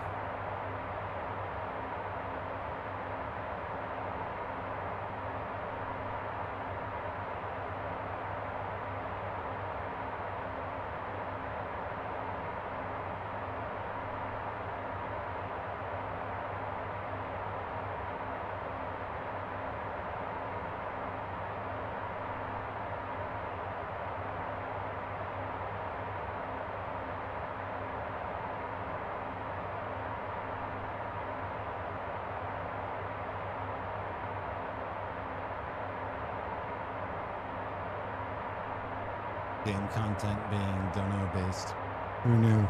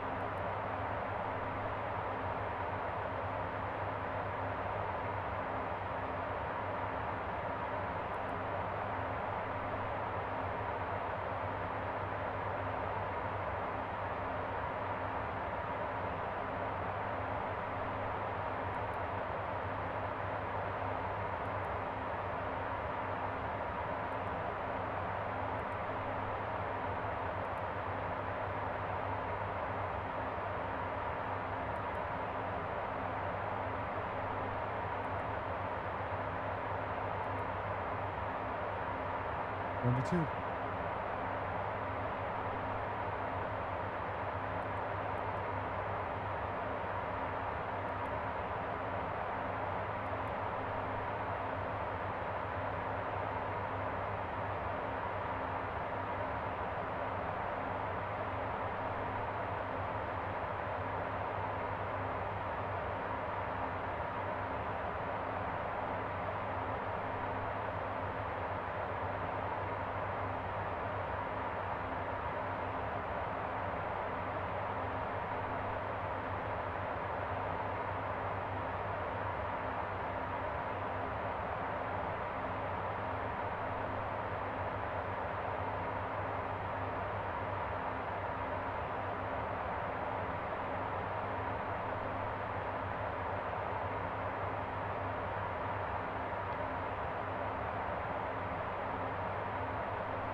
Adding that one.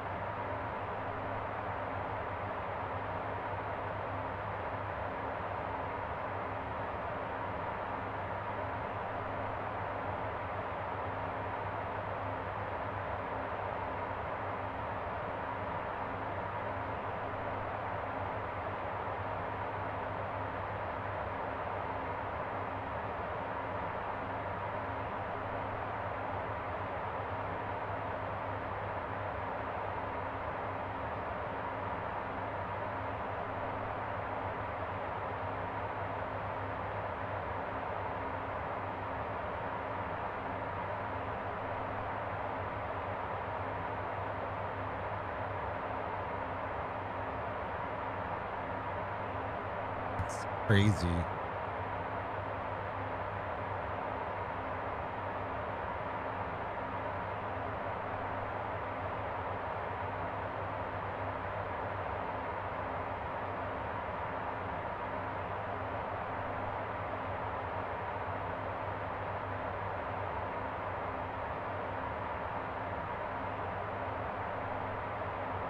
I did it anyway, so.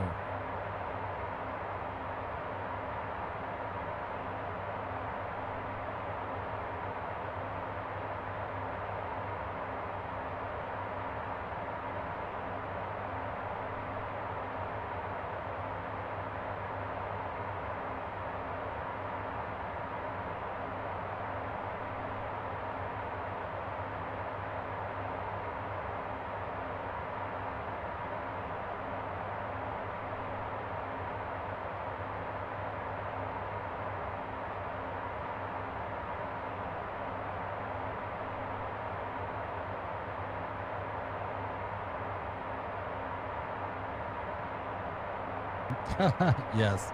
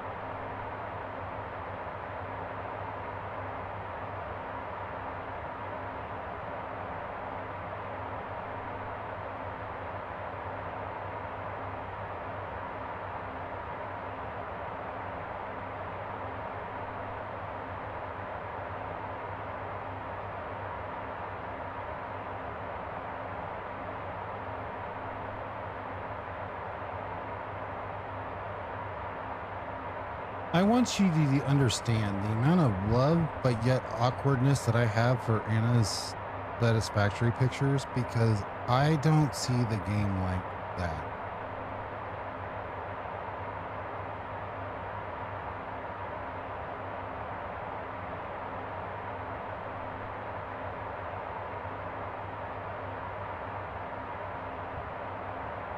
And it's zoomed in.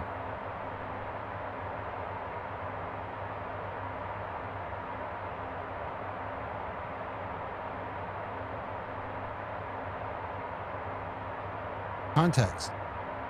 Do you see that?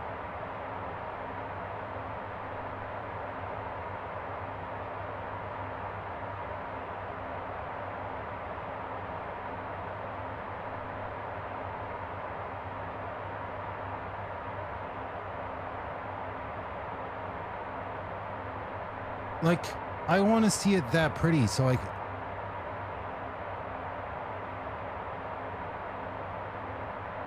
Be right back. Anybody need part of a liver? Willing to sell?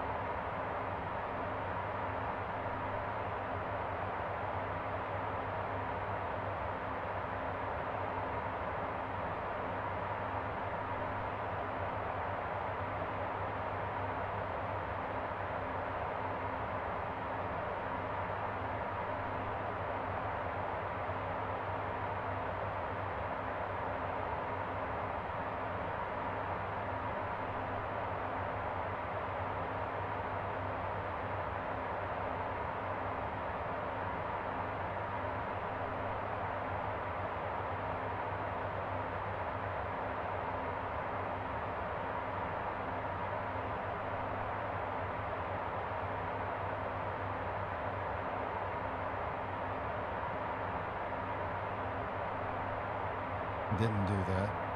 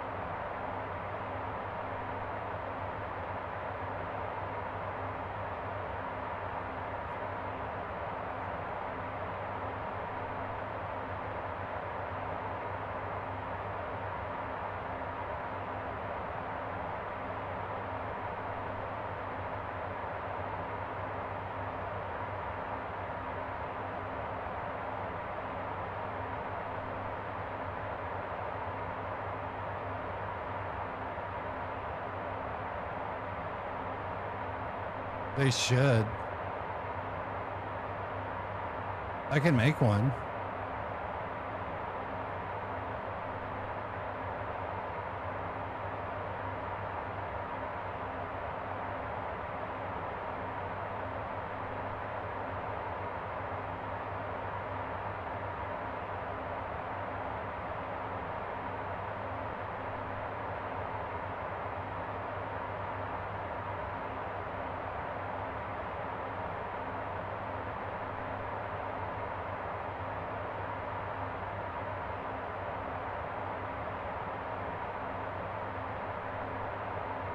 Hell, I got to come up with 60 sub emotes.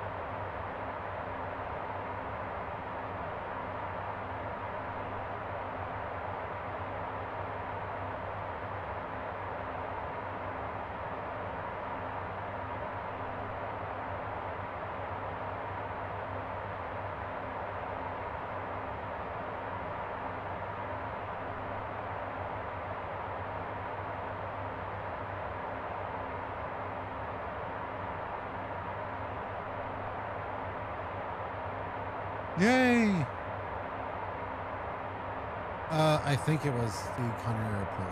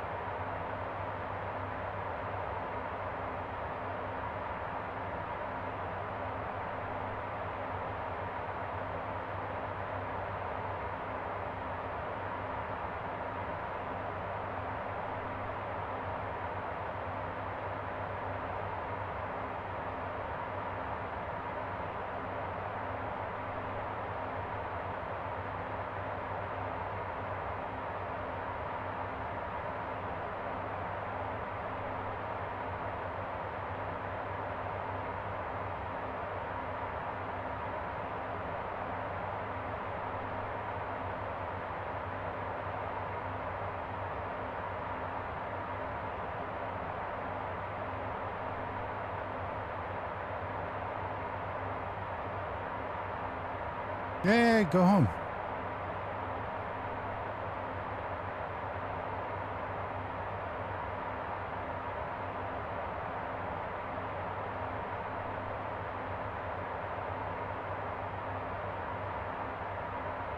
What's for lunch? Nuggets?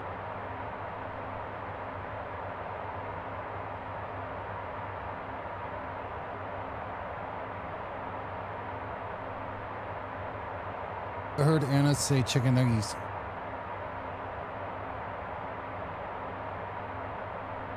I want to play Way of the Hunter tomorrow.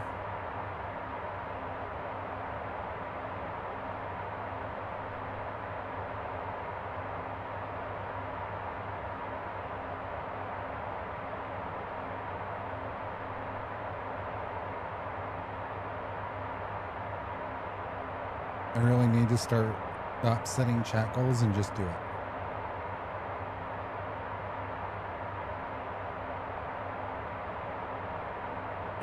Have dino nuggies? Oh. Stop it.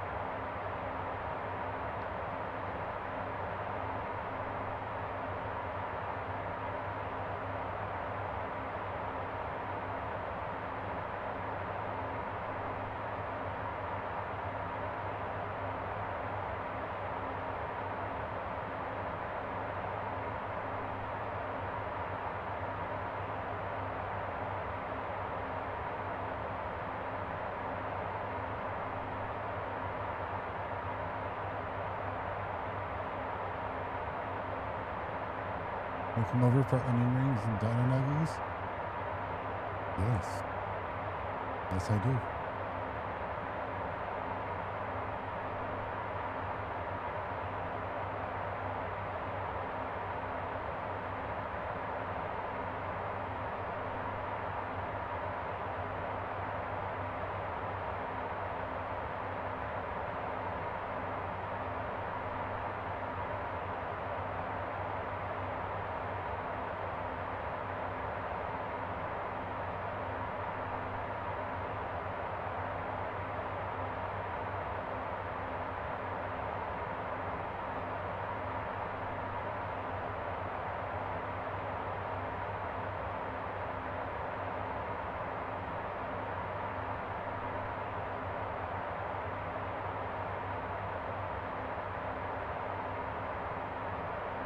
I mean, I'll skip on the roasting marshmallows part.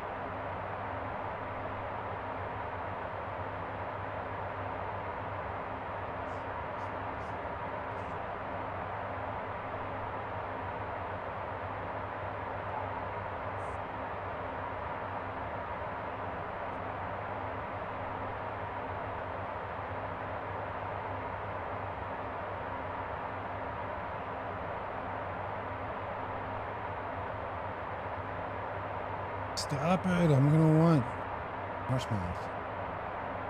That's rude. Let's not be rude.